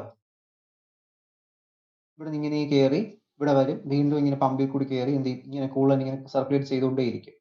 അപ്പോൾ ഇതുവഴിയാണ് ചില സമയം നമ്മൾ കേട്ടിട്ടുണ്ടായിരിക്കും ഈ ഒരു ഇതിന്റെ വാട്ടർ ഒക്കെ ലീക്ക് ആയി കഴിഞ്ഞാൽ നമ്മുടെ കടലിലൊക്കെ എന്ത് ചെയ്യും? ഇതിന്റെ റേഡിയോ ആക്ടിവിറ്റി വരും എന്നൊക്കെ നമ്മൾ കേട്ടിട്ടുണ്ട് മുമ്പത്തെ വാർത്തയിലൊക്കെ. അപ്പോൾ അതിന്റെ റീസൺ ഇതാണ്, ഈ കൂളന്റ് ആയിട്ട് യൂസ് ചെയ്യുന്ന വാട്ടർ ആണ്. ഓക്കെ, ഈ വാട്ടർ എന്ത് ചെയ്യാൻ വേണമെങ്കിൽ ഒരു കടലിൽ തുറന്നു വിടാം, വീണ്ടും അവർക്ക് അടുത്ത് ഇറങ്ങാനായിട്ട് എന്ത് ചെയ്യുന്നത്? റിലീസ് ചെയ്യിപ്പിക്കാം. അപ്പോൾ അതൊക്കെ മുമ്പൊക്കെ പ്രശ്നമുണ്ട്, ഇപ്പോൾ അത്രയും ഇല്ല. ഓക്കെ, അപ്പോൾ അങ്ങനത്തെ ഇഷ്യൂസ് ഒക്കെ വരാം. അപ്പോൾ അതിനാണ് നമ്മൾ കൂളന്റ് യൂസ് ചെയ്യുന്നത്. കൂളന്റ് യൂസ് ചെയ്യുന്നത് എന്തിനാണ്? Used for the removing the heat. The cooling system remove the heat evolved in the reaction core. The heat is evolved from the kinetic energy of the fission fragment when they slow down in the fission substance and the moderator. അപ്പോൾ നമ്മുടെ മോഡറേറ്ററിലും അതുപോലെ തന്നെ control റോഡ്സിലും ഒക്കെ തട്ടിയതിന് ശേഷം വന്ന് വീഴുന്ന സമയത്ത് എന്ത് ചെയ്യും? ഇത് വന്ന് വീഴുന്ന സമയത്തൊക്കെ നമ്മൾ ആ ഒരു ഇത്രയും ഫാസ്റ്റ് മൂവിങ്ങിനെ നമ്മൾ പിടിച്ചു നിർത്തുന്നത്. ഫോർ എക്സാമ്പിൾ, ഇപ്പോൾ നമ്മളൊരു പെട്ടെന്ന് ഒരു ക്രിക്കറ്റ് ബോൾ എടുത്തിട്ട് നമ്മൾ കൈ കൊണ്ട് പിടിച്ചെടുത്ത് നോക്കി കയ്യിൽ ചെറിയൊരു ചൂട് അനുഭവപ്പെടും. ഓക്കെ, അപ്പോൾ അതിനെക്കാട്ടി എത്രയോ എമൗണ്ട് മടങ്ങാണ് എന്ത് ചെയ്യുന്നത്? ഈ പാർട്ടിക്കിൾസ് ഒക്കെ മൂവ് ചെയ്യുന്നത്. അപ്പോൾ ഇത്രയും സ്പീഡിൽ മൂവ് ചെയ്യുന്ന ഒരു പാർട്ടിക്കിളിനെ നമ്മൾ സഡൻലി ഒന്ന് പിടിച്ചു നിർത്താൻ നോക്കിക്കഴിഞ്ഞാൽ എന്ത് സംഭവിക്കും? അവിടെ ഹീറ്റ് എനർജി കറക്റ്റ്ലി എന്ത് ചെയ്യും? അവിടെ പ്രൊഡ്യൂസ് ചെയ്യും. അപ്പോൾ ആ പ്രൊഡ്യൂസ് ചെയ്യുന്ന ഹീറ്റ് എനർജി നമ്മൾ എന്ത് ചെയ്യും? ഇതുവഴി റിമൂവ് ചെയ്യുന്നത്. ഓക്കെ, അപ്പോൾ നമ്മൾ ഓരോ സമയം ഇങ്ങനെ പമ്പ് ചെയ്ത് എന്ത് ചെയ്യും? മാറ്റിക്കൊണ്ടേയിരിക്കും. ഈ cooler will transfer the heat through the heat and the secondary thermal system of the reactor through a heat exchanger. Okay, ഒരു ഹീറ്റ് എക്സ്ചേഞ്ചർ വെച്ചിട്ട് കൂളിംഗ് സിസ്റ്റം വെച്ച് കണ്ടിന്യൂസ്ലി വാട്ടറോ അല്ലെങ്കിൽ എന്തെങ്കിലും സ്റ്റീമോ കാർബൺ ഡൈ ഓക്സൈഡോ ഇങ്ങനെ എന്തെങ്കിലും ഒരു എലമെന്റ് എന്ത് കണ്ടിന്യൂസ്ലി അതിൽ കൂടി റൺ ചെയ്യിപ്പിച്ചുകൊണ്ടിരിക്കും. അപ്പോൾ അതെന്ത് ചെയ്യും? അവിടെ കൂളിംഗ് നമുക്ക് കിട്ടും. ഇങ്ങനെയാണ് എന്ത് ചെയ്യുന്നത്? ഒരു കൂളിംഗ് വർക്ക് ചെയ്യുന്നത്. Okay, cooling system. ഇതാണ് കൂളിംഗ് സിസ്റ്റം എന്ന് പറയുന്നത്. ഓക്കെ, അതാണ് നാലാമത്തെ. ഇനി അഞ്ചാമത്തെ ഡിവൈസ് എന്ന് വെച്ചാൽ that is the control and safety system. Safety and control system. അപ്പോൾ ഈ സേഫ്റ്റി ആൻഡ് കൺട്രോൾ സിസ്റ്റം എന്ന് പറയുന്നത് നമ്മൾ പറഞ്ഞല്ലോ, ഇതൊരു കൺട്രോൾഡ് എൻവയോൺമെന്റിലാണ് നമ്മൾ എന്ത് ചെയ്യുന്നത്? റിയാക്ഷൻ നടത്തുന്നത്. ഇപ്പോൾ ഒരു അറ്റോമിക് ബോംബാണ് നിർമ്മിച്ചതെങ്കിൽ നമുക്ക് ഇതിന്റെ ഒന്നും ആവശ്യമില്ല. ജസ്റ്റ് എന്ത് ചെയ്താൽ മതി? മറ്റേ കഴിഞ്ഞ ദിവസം നമ്മൾ ചെയ്ത പോലെ ക്രിട്ടിക്കൽ മാസിൽ 2 യുറേനിയം 235 ആറ്റംസ് വയ്ക്കുക. അതിനുശേഷം എന്ത് ചെയ്യുക? സെന്ററിൽ ഒരു സിലിണ്ടറിൽ ക്രിട്ടിക്കൽ മാസിന് കുറച്ച് കുറഞ്ഞൊരു മാസ് വയ്ക്കുക. നമ്മൾ എന്ത് ചെയ്യുക? പിസ്റ്റൺ നീക്കുന്ന സമയത്ത് എന്ത് സംഭവിക്കും? അതവിടെ എക്സ്പ്ലോഡ് ചെയ്തോളും. നമുക്ക് വേറെ നോക്കേണ്ട കാര്യമില്ല. പക്ഷേ ഇത് അങ്ങനെയല്ലല്ലോ. ഇതിപ്പോൾ നമ്മളൊരു കൺട്രോൾ സിസ്റ്റത്തിലാണ് എന്ത് ചെയ്യുന്നത്? ന്യൂക്ലിയർ റിയാക്ഷൻസ് നടത്തുന്നത്. അപ്പോൾ അതുകൊണ്ട് തന്നെ ഇതിനകത്ത് എന്ത് ചെയ്യണം? നമുക്ക് ഇതിന്റെ സ്പീഡും അതുപോലെ തന്നെ എത്രത്തോളം എനർജി റിലീസ് ചെയ്യുന്നതൊക്കെ നമുക്ക് അവിടെ കൺട്രോൾ ചെയ്യണം. അപ്പോൾ ഈ ചെയിൻ റിയാക്ഷനെ കൺട്രോൾ ചെയ്യാൻ വേണ്ടി യൂസ് ചെയ്യുന്ന സിസ്റ്റം നമ്മൾ എന്ത് പറയുന്നത്? കൺട്രോൾ സിസ്റ്റം എന്ന് പറയുന്നത്. അപ്പോൾ അത് ശരിക്കും ഇത് 2 പോയിന്റ് ആയിട്ട് എഴുതാം. ഒന്ന് കൺട്രോൾ സിസ്റ്റം ഒന്നും അങ്ങനെ എഴുതാം കേട്ടോ. നിങ്ങൾ എഴുതുന്ന സ്ഥലത്ത് അങ്ങനെ എഴുതിയാലും മതി. ഒന്ന് കൺട്രോൾ സിസ്റ്റം ഒന്നും സേഫ്റ്റി സിസ്റ്റം എന്ന് എഴുതിയാലും മതി. ഓക്കെ, അപ്പോൾ ഈ കൺട്രോൾ സിസ്റ്റത്തിൽ നമ്മളവിടെ യൂസ് ചെയ്യുന്നത് നമ്മളവിടെ ഇതിന്റെ ആ ഒരു ചെയിൻ റിയാക്ഷൻ ഇത് ചെയ്യാനായിട്ട്. അപ്പോൾ ചെയിൻ റിയാക്ഷൻ സ്റ്റോപ്പ് ചെയ്യുക മീൻസ് ചെയിൻ റിയാക്ഷൻ എങ്ങനെ സ്റ്റോപ്പ് ചെയ്യാൻ പറ്റും? ശരിക്കും ചെയിൻ റിയാക്ഷന് ബ്രേക്ക് ഇടുക എന്ന് വെച്ച് കഴിഞ്ഞാൽ നമ്മുടെ ന്യൂട്രോൺസിന്റെ എണ്ണം കൺട്രോൾ ചെയ്താൽ മതി. ഓക്കെ, അപ്പോൾ മോഡറേറ്റർ യൂസ് ചെയ്ത് നമുക്ക് ശരിക്കും എന്ത് ചെയ്യാനേ പറ്റുള്ളൂ? മോഡറേറ്റർ യൂസ് ചെയ്തിട്ട് നമുക്ക് അവിടെ സ്പീഡ് കുറയ്ക്കാനേ പറ്റുള്ളൂ, ഈ ഒരു മോഡറേറ്റർ യൂസ് ചെയ്തിട്ട്. അപ്പോൾ നമ്മൾ ഈ ഒരു കൺട്രോൾ റിഡൻ റോഡ്സ് എന്ന് പറയുന്നത് ശരിക്കും ഇങ്ങനെ മൂവ് ചെയ്യാൻ പറ്റുന്ന ഒരു എലമെന്റ് ആണ്. കണ്ടോ, ഇതൊരു പിസ്റ്റണിൽ ഇരിക്കുന്ന ഒരു എലമെന്റ് ആണ്. അപ്പോൾ നമുക്ക് എപ്പോഴാണോ ഇതിനെ കൺട്രോൾ ചെയ്യേണ്ടത് അപ്പോൾ നമ്മൾ എന്ത് ചെയ്യും? നേരെ ഈ കൺട്രോൾ റോഡിനെ എന്ത് ചെയ്യും? താഴോട്ട് മൂവ് ചെയ്യും. മൂവ് ചെയ്യുമ്പോൾ ഈ വച്ചിരിക്കുന്ന എലമെന്റ് ശരിക്കും ന്യൂട്രോൺ അബ്സോർപ്ഷൻ ഉള്ള എലമെന്റ് ആണ്. ഓക്കെ, അപ്പോൾ ഇവിടെ നിന്ന് വരുന്ന ന്യൂട്രോൺസിന് എന്ത് ചെയ്യും? ഈ കൺട്രോൾ റോഡുകൾ എന്ത് ചെയ്യും? അബ്സോർബ് ചെയ്യും. സാധാരണ അവിടെ യൂസ് ചെയ്യുന്ന റോഡ് എന്ന് തോന്നി കാഡ്മിയം റോഡോ ബോറോൺ റോഡ്സോ ആയിരിക്കും. ഓക്കെ, അപ്പോൾ ഇവർക്ക് large neutron absorption cross section ഉണ്ട്. Okay, large neutron absorption cross section ഉണ്ട്. അപ്പോൾ ഈ large neutron absorption cross section ഉള്ളതുകൊണ്ട് തന്നെ ഇവർ എന്ത് ചെയ്യും? ഇവിടെ നിന്ന് ജനറേറ്റ് ചെയ്യുന്ന ന്യൂട്രോൺസ് ഇവർ ക്യാപ്ചർ ചെയ്യും. അപ്പോൾ ഈ ന്യൂട്രോൺസ് ക്യാപ്ചർ ചെയ്ത് കഴിഞ്ഞാൽ നമുക്ക് എന്ത് ചെയ്യും? പെട്ടെന്ന് തന്നെ ഈ റിയാക്ഷൻ നമുക്ക് സ്റ്റോപ്പ് ചെയ്യാൻ പറ്റും. സ്റ്റോപ്പ് ചെയ്യുക മീൻസ് കണ്ടിന്യൂസ്ലി കംപ്ലീറ്റ് ആയിട്ട് സ്റ്റോപ്പ് ചെയ്യുക എന്നല്ല, എന്ത് ചെയ്യാം? അതിന്റെ സ്ട്രെങ്ത് അല്ലെങ്കിൽ അതിന്റെ ഇന്റൻസിറ്റി നമുക്ക് എന്ത് ചെയ്യാം? തീവ്രത നമുക്ക് കുറയ്ക്കാൻ പറ്റും. ഫോർ എക്സാമ്പിൾ, ഇപ്പോൾ ഒന്നാമത്തെ ഒരു യുറേനിയം ആറ്റം ഉണ്ട്, യുറേനിയം 235. ഇവിടെ ഞാൻ എന്ത് ചെയ്യുന്നു? 3 ന്യൂട്രോൺസ്, എന്റെ പ്രൊഡക്റ്റ് പോട്ടെ, ബാക്കി നമുക്ക് 3 ന്യൂട്രോൺസ് നമ്മൾ പ്രൊഡ്യൂസ് ചെയ്യും. 3 ന്യൂട്രോൺസ്. ഓക്കെ. അപ്പൊ ഇതിൽ അടുത്ത് വീണ്ടും ഈ 3 പോയിട്ട് എന്ത് ചെയ്യും? വീണ്ടും അടുത്ത യുറേനിയം ആറ്റത്തിൽ പോയി ഹിറ്റ് ചെയ്യും. അത് വീണ്ടും എന്ത് ചെയ്യും? 3 വീതം വീണ്ടും പ്രൊഡ്യൂസ് ചെയ്യും. അത് വീണ്ടും ഇതൊരു യുറേനിയത്തിൽ പോകുന്നു, അത് 3 പ്രൊഡ്യൂസ് ചെയ്യുന്നു. ഓക്കെ. അങ്ങനെ ഒരു പ്രോഗ്രഷനിൽ ഇങ്ങനെ പൊയ്ക്കൊണ്ടിരിക്കുകയല്ലേ. വീണ്ടും ഇത് പോകുന്നു, ഇത് വരുന്നു, അത് വീണ്ടും 3 മാറുന്നു. ഓക്കെ. പിന്നെ 3 വീതം പൊയ്ക്കൊണ്ടിരിക്കുന്നു. അപ്പൊ ഇതിൽ ഞാൻ ഇവിടുത്തെ ഈ ഒരു ന്യൂട്രോണിനെ ആദ്യമേ അങ്ങ് ക്യാൻസൽ ചെയ്തെങ്കിൽ എന്ത് ചെയ്യുമായിരുന്നു? ഇവിടുത്തെ 3 കുറഞ്ഞു കിട്ടും. ഒരെണ്ണം ക്യാൻസൽ ചെയ്യുമ്പോൾ 3 കുറയുവാണ്. ഓക്കെ. അത് ഇതിനെ കൂടി കുറച്ചിരുന്നെങ്കിലോ വീണ്ടും 3 കുറയും, 6 കുറഞ്ഞു. ഞാൻ 2 കൺട്രോൾ ചെയ്തപ്പോൾ 2 കൺട്രോൾ ചെയ്തപ്പോൾ കൺട്രോൾ റോഡിൽ വെച്ച് പിടിച്ചെടുത്തപ്പോൾ എനിക്ക് എന്ത് ചെയ്തു? മൊത്തത്തിൽ 6 അവിടെ കുറഞ്ഞു. അത് എങ്ങനെ എന്ത് ചെയ്യാൻ പറ്റും? ഇതിന്റെ ചെയിൻ റിയാക്ഷന്റെ ഇന്റൻസിറ്റി അല്ലെങ്കിൽ അതിന്റെ ആ ഒരു വർക്കിംഗ് നമുക്ക് എന്ത് ചെയ്യാം? അവിടെ ഡിക്രീസ് ചെയ്യാൻ പറ്റും. ഓക്കെ. അപ്പൊ ഇതിന് വേണ്ടി നമ്മൾ എന്ത് ചെയ്യുന്നത്? കൺട്രോൾ റോഡുകൾ യൂസ് ചെയ്യുന്ന കൺട്രോൾ റോഡ് എന്ന് വെച്ചാൽ കൺട്രോൾ സിസ്റ്റത്തിൽ വരുന്ന കൺട്രോൾ റോഡ് അതൊരു മൂവബിൾ പിസ്റ്റലിനായി കണക്ട് ചെയ്തിരിക്കുന്നത്. അത് നമ്മളിങ്ങനെ താഴോട്ട് ഇമേഴ്സ് ചെയ്ത് കൊടുക്കുമ്പോൾ അല്ലെങ്കിൽ ആ ഒരു റിയാക്ഷൻ ചേമ്പറിലോട്ട് വെച്ച് കൊടുക്കുന്ന സമയത്ത് ന്യൂട്രോൺസിനെ അത് പെട്ടെന്ന് അബ്സോർവ് ചെയ്യും. അബ്സോർവ് ചെയ്ത് ഈ ചെയിൻ റിയാക്ഷൻ എന്ത് ചെയ്യും? അതവിടെ കുറച്ച് സ്പീഡ് കുറയ്ക്കും, അല്ലെങ്കിൽ നമുക്ക് കംപ്ലീറ്റ്ലി ബ്രേക്ക് ചെയ്യണമെങ്കിൽ ബ്രേക്ക് ചെയ്യുകയും ചെയ്യാം. ഓക്കെ. 3 ന്യൂട്രോൺസിനെ ആദ്യമേ പിടിച്ചെടുത്തു കഴിഞ്ഞാൽ എന്ത് സംഭവിക്കും? പിന്നെ റിയാക്ഷൻ അവിടെ പ്രോസസ് ചെയ്യാൻ പോവില്ല. അപ്പൊ ഇതാണ് എന്ത് ചെയ്യുന്നത്? കൺട്രോൾ റോഡ്സ് നടത്തുന്നത്. അപ്പോൾ നിങ്ങൾ ഇപ്പോൾ എഴുതുന്ന സമയത്ത് ഇപ്പൊ ഞാൻ നോട്ട്സിൽ കിടക്കുന്ന സേഫ്റ്റി ആൻഡ് കൺട്രോൾ സിസ്റ്റം എന്നാണ്. അപ്പൊ 5ാമത്തേന് കൺട്രോൾ സിസ്റ്റം ഒന്നും ഓക്കെ. 6ാമത്തായിട്ട് സേഫ്റ്റി സിസ്റ്റം എന്ന് കൊടുത്താലും മതി. ഓക്കെ. 6ാമത്തെ സേഫ്റ്റി സിസ്റ്റം. അപ്പൊ ഇനി സേഫ്റ്റി സിസ്റ്റം എന്ന് വെച്ചാൽ വേറൊന്നുമല്ല, ഒരു സേഫ്റ്റി സിസ്റ്റം എന്ന് ഉദ്ദേശിക്കുന്നത് ശരിക്കും എന്താണ്?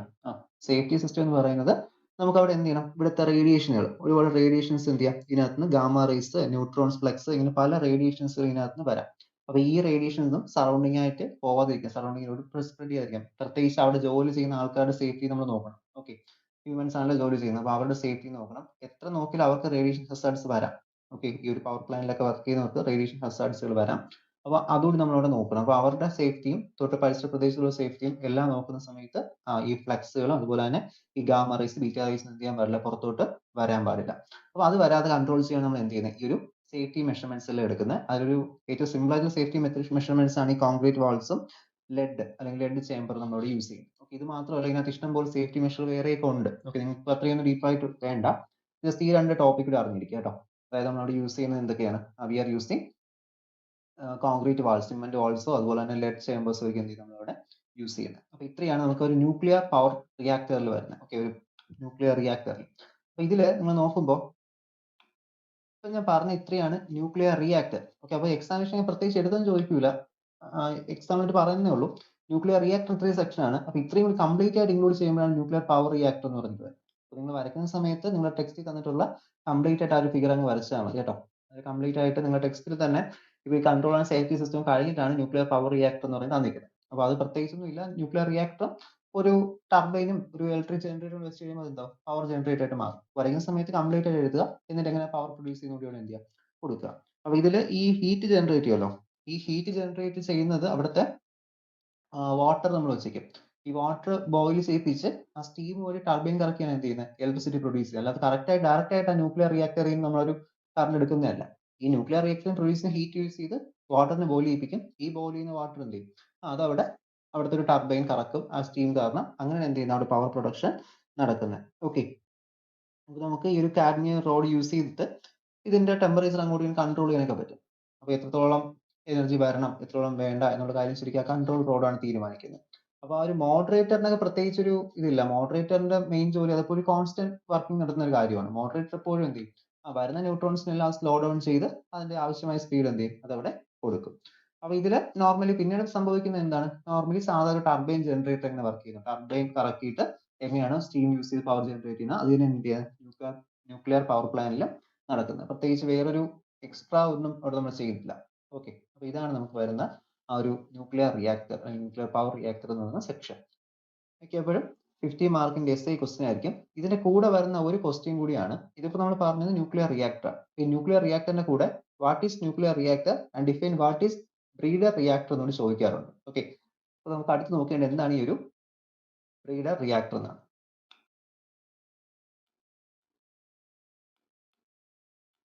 ഓക്കെ. Breeder reactor. അപ്പൊ ഈ ബ്രീഡർ റിയാക്ടർ എന്ന് ഉദ്ദേശിക്കുന്നത് ഇതിപ്പോ ഒരു ന്യൂക്ലിയർ റിയാക്ടറിനകത്ത് വരുന്ന ഭാഗം തന്നെയാണ്, ചില ന്യൂക്ലിയർ റിയാക്ടർ വരുന്ന തന്നെയാണ്. അപ്പൊ ഈ ബ്രീഡർ റിയാക്ടർ യൂസ് ചെയ്തിട്ട് നമുക്ക് ശരിക്കും എന്ത് ചെയ്യാൻ പറ്റും?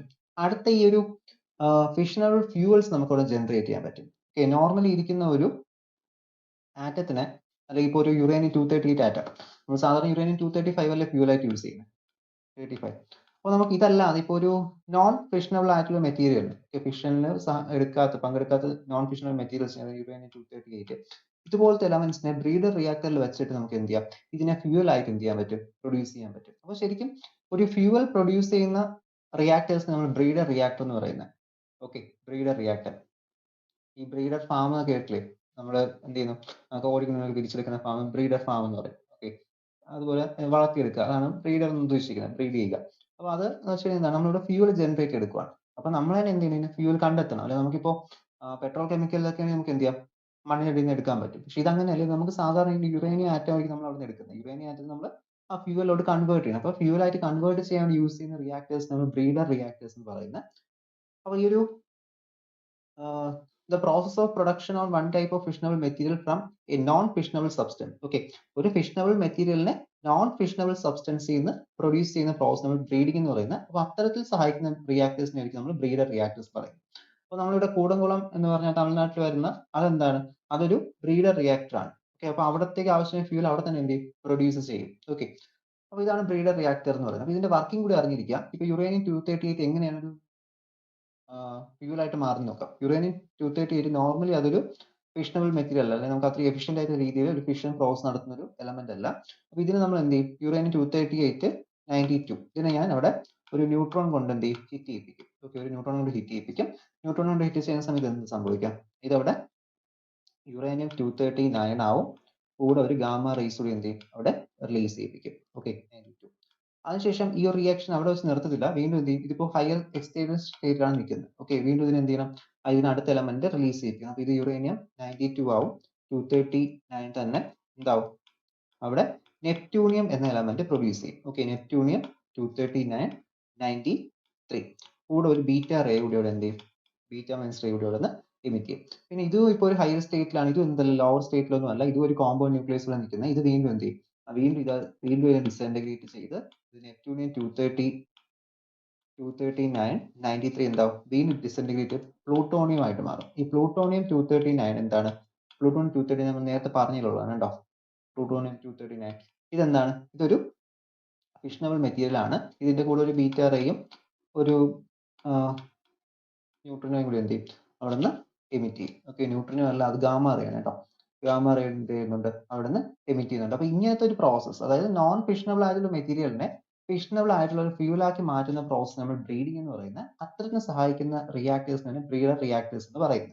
ഓക്കെ, അപ്പോൾ ഇതൊക്കെ ഓർത്തിരിക്കണം, കാരണം ഇതൊക്കെ essay ക്വസ്റ്റ്യൻസ് ആണ്, കറക്റ്റ് മാർക്ക് സ്കോർ ചെയ്യുന്ന ക്വസ്റ്റ്യൻസ് ആണ്. ഞാൻ ഈ പറഞ്ഞ ഇത്രയും ടോപ്പിക്സ് മാത്രം എഴുതിയാൽ മതി, 100% ഉറപ്പാണ് 15 മാർക്ക് 14 മാർക്ക് അടുപ്പിച്ച് എന്തായാലും തരും. ഓക്കെ, നമ്മൾ കറക്റ്റ് ആയിട്ട് എന്ത് ചെയ്യുക, ഇത് പഠിച്ചിട്ട് പോകും. ഈ ന്യൂക്ലിയർ റിയാക്ടേഴ്സ് എന്താണ്, ബ്രീഡർ റിയാക്ടേഴ്സ് എന്താണ് നടക്കുന്ന പ്രോസസ്സ്, ഇതൊക്കെ പഠിച്ചിട്ട് പോകും. പിന്നെ ഈ ഒരു ക്വസ്റ്റ്യൻ പഠിച്ചതിന് വേറെ യൂസ്, ഇതൊക്കെ 1 mark questions, water moderator, water control system, water cooling system ചോദിക്കില്ല. അതുപോലെ ഈ വാട്ടർ ബ്രീഡർ റിയാക്ടേഴ്സ് ഇതൊക്കെ എന്ത് ചെയ്യുക, 1 മാർക്കിന് 2 മാർക്കിന് ചോദിക്കുന്നത്. അയച്ച ആ 2 PDF നോക്കുക, അത് 2 മാർക്കിന്റെ ക്വസ്റ്റ്യനും 15 മാർക്കിന്റെ ക്വസ്റ്റ്യൻസ് ആണ് അതിന് തന്നിട്ടുള്ളത്. ഓക്കെ, അത് ഞാൻ ക്വസ്റ്റ്യൻ സെക്ഷൻ വെബ്സൈറ്റിൽ ഇട്ടിരിക്കുക അതിന്. ഓക്കെ, അപ്പോൾ അതൊന്ന് ചെക്ക് ചെയ്ത് നോക്കുക. ഓക്കെ, അപ്പോൾ ഇത്രയാണ് നമുക്ക് ഈ ഒരു ന്യൂക്ലിയർ റിയാക്ടേഴ്സിൽ, ബ്രീഡർ റിയാക്ടേഴ്സിൽ നോക്കേണ്ടത്. പിന്നെ വരുന്ന ടോപ്പിക് എന്ന് പറയുന്നത് യൂസസ് ഓഫ് ന്യൂക്ലിയർ റിയാക്ടേഴ്സ് ആണ്. അപ്പോൾ ബേസിക്കലി അറിയാം, മിക്കവർക്കും അറിയായിരിക്കും എന്താണ് യൂസ്. ഒന്ന് വെച്ചാൽ power generation, main use, production of electric current അല്ലെങ്കിൽ ഇലക്ട്രിക്കൽ എനർജി. ഓക്കെ, അപ്പോൾ നമ്മൾ ഇപ്പോഴൊക്കെ നമ്മൾ ഈ ചൂട് കൂടുന്ന സമയത്ത് ഡാമിലൊന്നും വെള്ളം കാണില്ല. അപ്പോൾ നമ്മൾ എന്ത് ചെയ്യും, തമിഴ്നാട്ടിൽ നിന്നൊക്കെയാണ് നമ്മൾ കേരളം എന്ത് ചെയ്യുന്നത്, കറണ്ട് വാങ്ങുന്നത്. അത് ഈ ആണവ നിലയത്തിൽ നിന്ന് ഉത്പാദിപ്പിക്കുന്ന കറണ്ടാണ്. ഓക്കെ, അത് കാര്യം അറിഞ്ഞിരിക്കുക. ഒന്നാമത്തെ യൂസ് എന്താണ്, for the nuclear power production.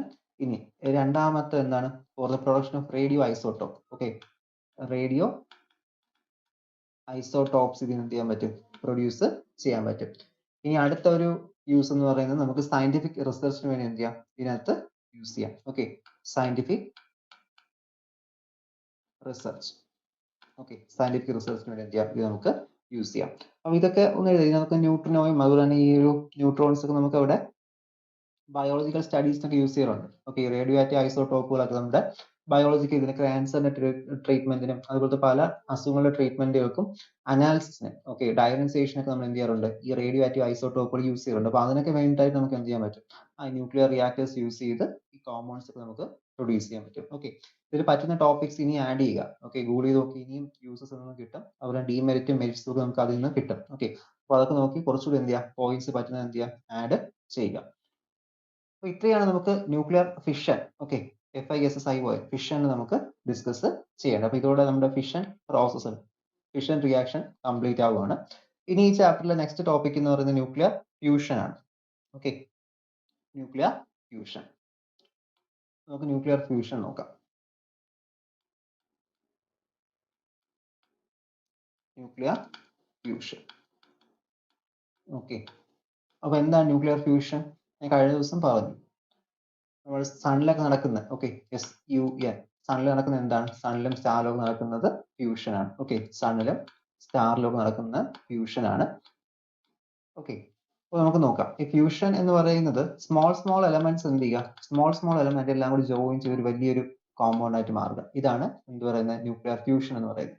അപ്പോൾ നിങ്ങൾ കാര്യം ശ്രദ്ധിക്കാം, നമുക്കിപ്പോൾ ഒരു കാര്യം, നിങ്ങളൊരു ഗ്ലാസ് ഇരിക്കുകയാണ്. ഓക്കെ, ഒരു ഷീറ്റ് ഗ്ലാസ് നിങ്ങളെ ഇരിപ്പുണ്ട്, ഒരു ഗ്ലാസ് സ്ലൈഡ് ഇരിക്കുകയാണെന്ന് വെച്ചോളൂ. ഓക്കെ, അപ്പോൾ നിങ്ങൾ കഴിഞ്ഞ ഗ്ലാസ് സ്ലൈഡ് തറ വീണ് പൊട്ടിപ്പോയി. ഓക്കെ, അപ്പോൾ ഈ ഒരു ഗ്ലാസ് സ്ലൈഡിന് തറ വീണ് പൊട്ടാൻ പ്രത്യേകിച്ച് ഒന്നും വേണ്ട. എന്ത് ചെയ്യും, നമ്മൾ കയ്യിൽ നിന്ന് വിട്ട് കഴിഞ്ഞാൽ നേരെ പോയി ഫ്രാഗ്മെന്റ്സ് ആയിട്ട് മാറും. ഓക്കെ, അപ്പോൾ ഗ്ലാസ് സ്ലൈഡ് കയ്യിൽ നിന്ന് വീണ് തറയിൽ നിന്ന് പൊട്ടുന്ന ആ ഒരു പ്രോസസ് എന്താണ്, അത് ഫിഷൻ ആണ്. ഓക്കെ, ഒരു വലിയ ന്യൂക്ലിയസ് ആയിട്ട് ഇരിക്കുന്ന സാധനം ചെറിയ ചെറിയ ഫ്രാഗ്മെന്റ്സ് ആയിട്ട് മാറുന്ന ഫിഷൻ. അതിന് പ്രത്യേകിച്ച് നമ്മൾ പ്രത്യേകിച്ച് എനർജി ഒന്നും കൊടുക്കേണ്ട, നമ്മൾ നേരെ കയ്യിൽ നിന്ന് വിട്ടാൽ മതി, നേരെ തറയിൽ വീണ് എന്ത് ചെയ്തു, അത് പൊട്ടിക്കോളും. അത് അതുപോലെ തന്നെ ഫിഷൻ പ്രോസസ്സ്. എന്നാൽ ഈ തറയിൽ വീണ് പൊട്ടിയ ആ ചില്ലുകളെ അടുത്ത് തിരിച്ച് ഒട്ടിച്ചെടുക്കണമെങ്കിൽ കുറച്ച് ബുദ്ധിമുട്ടില്ലേ? ഒട്ടിക്കാൻ പറ്റില്ല എന്നാണ് ഞാൻ പറയുന്നത്. നമുക്ക് നടുക്കി പറക്കി എടുക്കുന്നത് തന്നെ എന്തുണ്ട്, കുറച്ച് ബുദ്ധിമുട്ടുണ്ട്. അപ്പോൾ അതേപോലെ തന്നെ ഈ ഒരു ഫ്യൂഷൻ റിയാക്ഷൻ ശരിക്കും നടക്കണമെങ്കിൽ കുറച്ച് ടെമ്പറേച്ചർ ഒക്കെ ആവശ്യമുണ്ട്. ഓക്കെ, നേരത്തെ നമ്മൾ ഫിഷൻ റിയാക്ഷൻ പഠിച്ച പോലെ അത്ര ഈസി ആയിട്ട് നമുക്ക് എന്ത് ചെയ്യാൻ പറ്റില്ല, ഫ്യൂഷൻ റിയാക്ഷൻ നടത്താൻ പറ്റില്ല. അപ്പോൾ അതുകൊണ്ടാണ് നമ്മൾ എർത്തിലൊന്നും വലുതായിട്ട് ഫ്യൂഷൻ റിയാക്ഷൻ ചെയ്യിപ്പിക്കാത്തത്. കാരണം ഫ്യൂഷൻ റിയാക്ഷൻ ഒന്ന് ഇനിഷ്യലൈസ് ചെയ്യണമെങ്കിൽ, സ്റ്റാർട്ട് ചെയ്യണമെങ്കിൽ തന്നെ ഒരു ട്രമൻഡസ് എമൗണ്ട് ഓഫ് എനർജി ആണ് സപ്ലൈ ചെയ്യണം. അതായത് ആദ്യം ഒരു ഫിഷൻ റിയാക്ഷൻ നടത്തി അത്രയും ടെമ്പറേച്ചർ അച്ചീവ് ചെയ്താൽ മാത്രമേ എന്ത് ചെയ്യുള്ളൂ, ഫ്യൂഷൻ റിയാക്ഷൻ സ്റ്റാർട്ട് ചെയ്യുള്ളൂ. ഓക്കെ, ഇപ്പോൾ പറഞ്ഞ എക്സാമ്പിൾ മനസ്സിലായോ? നമ്മൾ കയ്യിൽ ഒരു ഗ്ലാസ് സ്ലൈഡ് വെച്ചിട്ടുണ്ട്, ജസ്റ്റ് ഞാൻ പെട്ടെന്ന് അതിനെ തറയിട്ടൊക്കെ പൊട്ടിച്ചു. ആ ഒരു പ്രോസസ്സ് ഫിഷൻ പ്രോസസ്സ്. ഇനി ആ തറയിൽ വീണത് തന്നെ എല്ലാം കൂടി നടുക്കി പറക്കി എടുത്ത് വീണ്ടും ഒരു ഗ്ലാസ് സ്ലൈഡ് ആക്കി മാറ്റണമെങ്കിൽ നമുക്ക് എന്ത് ചെയ്യണം, അത്രയും എമൗണ്ട് ഓഫ് എനർജി നമ്മൾ സപ്ലൈ ചെയ്യണം. അല്ലെങ്കിൽ വീണ്ടും നമ്മൾ കൊണ്ട് ഉരുക്കി നമ്മൾ വീണ്ടും എന്ത് ചെയ്യണം, മോൾഡ് ചെയ്തൊക്കെ എടുക്കേണ്ടി വരും. അപ്പോൾ ആ ഒരു പ്രോസസ്സാണ് ഫിഷൻ പ്രോസസ് എന്ന് പറയുന്നത്, ഫ്യൂഷൻ പ്രോസസ്. ഓക്കെ, ചെറിയ ചെറിയ പാർട്ടിക്കിൾസ് എല്ലാം കൂടി അടുക്കി വരെ എന്ത് ചെയ്യുക, വലിയൊരു പാർട്ടിക്കിൾ ആക്കി മാറ്റുക, അതാണ് ഫ്യൂഷൻ.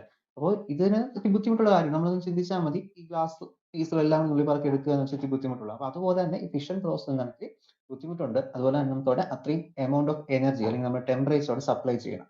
ഓക്കെ, അപ്പോൾ അതാണ് ആ ഒരു ഫ്യൂഷൻ പ്രോസസ് എന്ന് പറയുന്നത്. ഇനി നമുക്ക് അതിന്റെ ഡെഫിനിഷനിലോട്ട് പോകാം. In the process two or more lighter nuclei combine or fuse together to form a single heavy nucleus. Okay, അപ്പോൾ ഇവിടെ ഒന്നോ രണ്ടോ അതിൽ കൂടുതൽ ലൈറ്റർ ന്യൂക്ലിയസ് എന്ത് ചെയ്യാറുണ്ട്, ആ ലൈറ്റർ ന്യൂക്ലിയസ് കമ്പൈൻസ് അല്ലെങ്കിൽ ഫ്യൂസ് ചെയ്യും together to form a single heavy nuclei. Okay, ഒരു സിംഗിൾ ഹെവി ന്യൂക്ലിയൈ ഫോം ചെയ്യാനായിട്ട് ഇവർ എന്ത് ചെയ്യാറുണ്ട്, ഒന്നുകിൽ കമ്പൈൻ ചെയ്യുക അല്ലെങ്കിൽ ഫ്യൂസ് ചെയ്യുകയും ചെയ്യും, ഫ്യൂസ് ചെയ്ത് ജോയിൻ ആവാറുണ്ട്.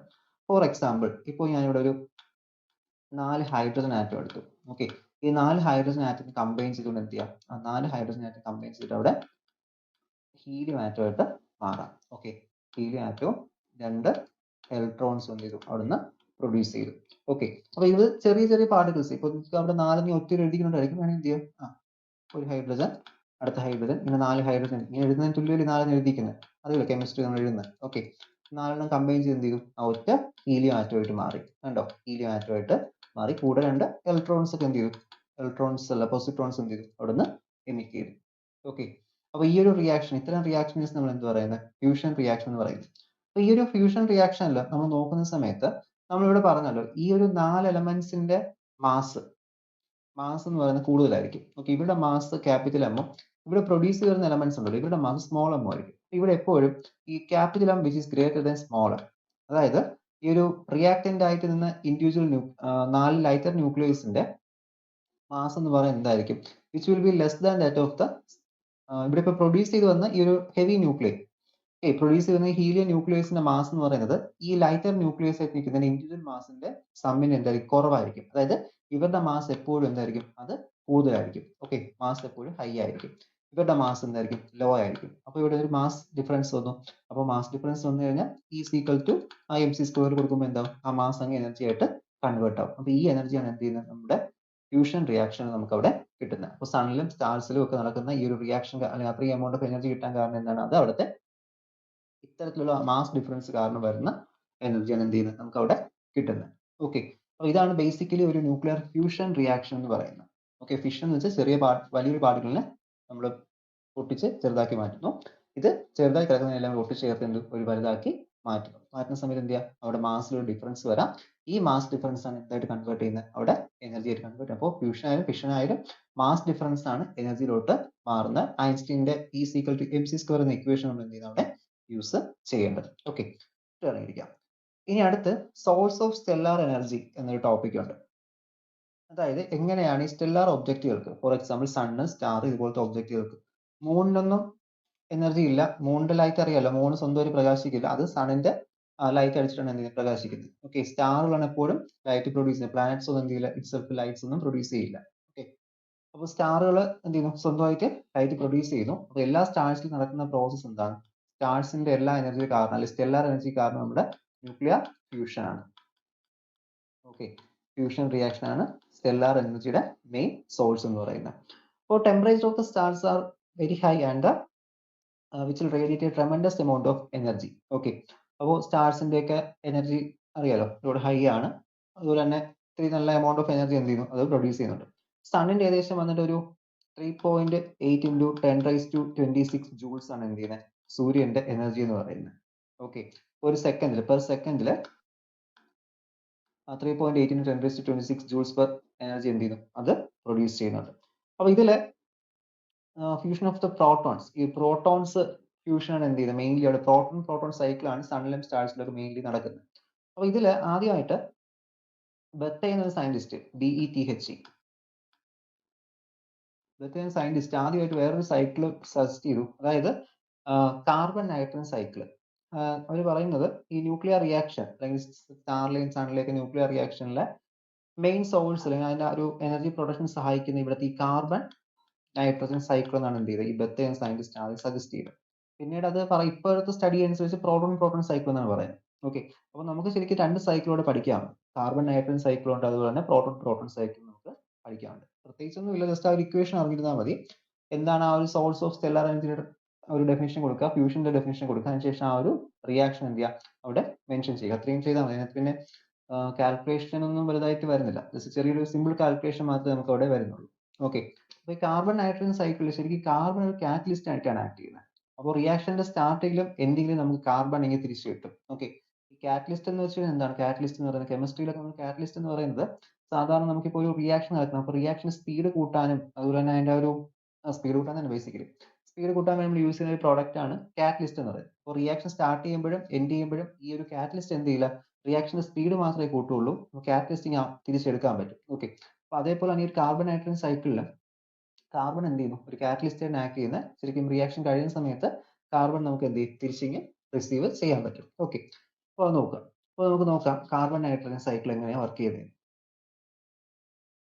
അപ്പോൾ കാർബൺ നൈട്രജൻ സൈക്കിളിൽ മെയിൻലി നമുക്ക് 6 സ്റ്റെപ്സ് ആണ് വരുന്നത്. ഓക്കെ, 6 സ്റ്റെപ്പ് ഉള്ള സൈക്കിളാണ് കാർബൺ നൈട്രജൻ സൈക്കിൾ. അപ്പോൾ ഈ കാർബൺ നൈട്രജൻ സൈക്കിൾ കണ്ടിന്യൂസ്ലി കറങ്ങിക്കൊണ്ടേയിരിക്കും. ഓക്കെ, ആ സണ്ണിലോ സ്റ്റാർസിലോ ഒക്കെ കണ്ടിന്യൂസ്ലി ഇങ്ങനെ എപ്പോഴും റൊട്ടേറ്റ് ചെയ്തുകൊണ്ടേയിരിക്കും. എന്താണ് ആ ഒരു സൈക്ലിക് പ്രോസസ് ആയിട്ട് നടന്നുകൊണ്ടേയിരിക്കും, അതാണ് ഉദ്ദേശിച്ചത്. ഓക്കെ, നടന്നുകൊണ്ടേയിരിക്കും. അപ്പോൾ നമുക്ക് ആ ഒരു ഓരോ പ്രാവശ്യം ആ എനർജി നമുക്ക് റിലീസ് ചെയ്തുകൊണ്ടിരിക്കും.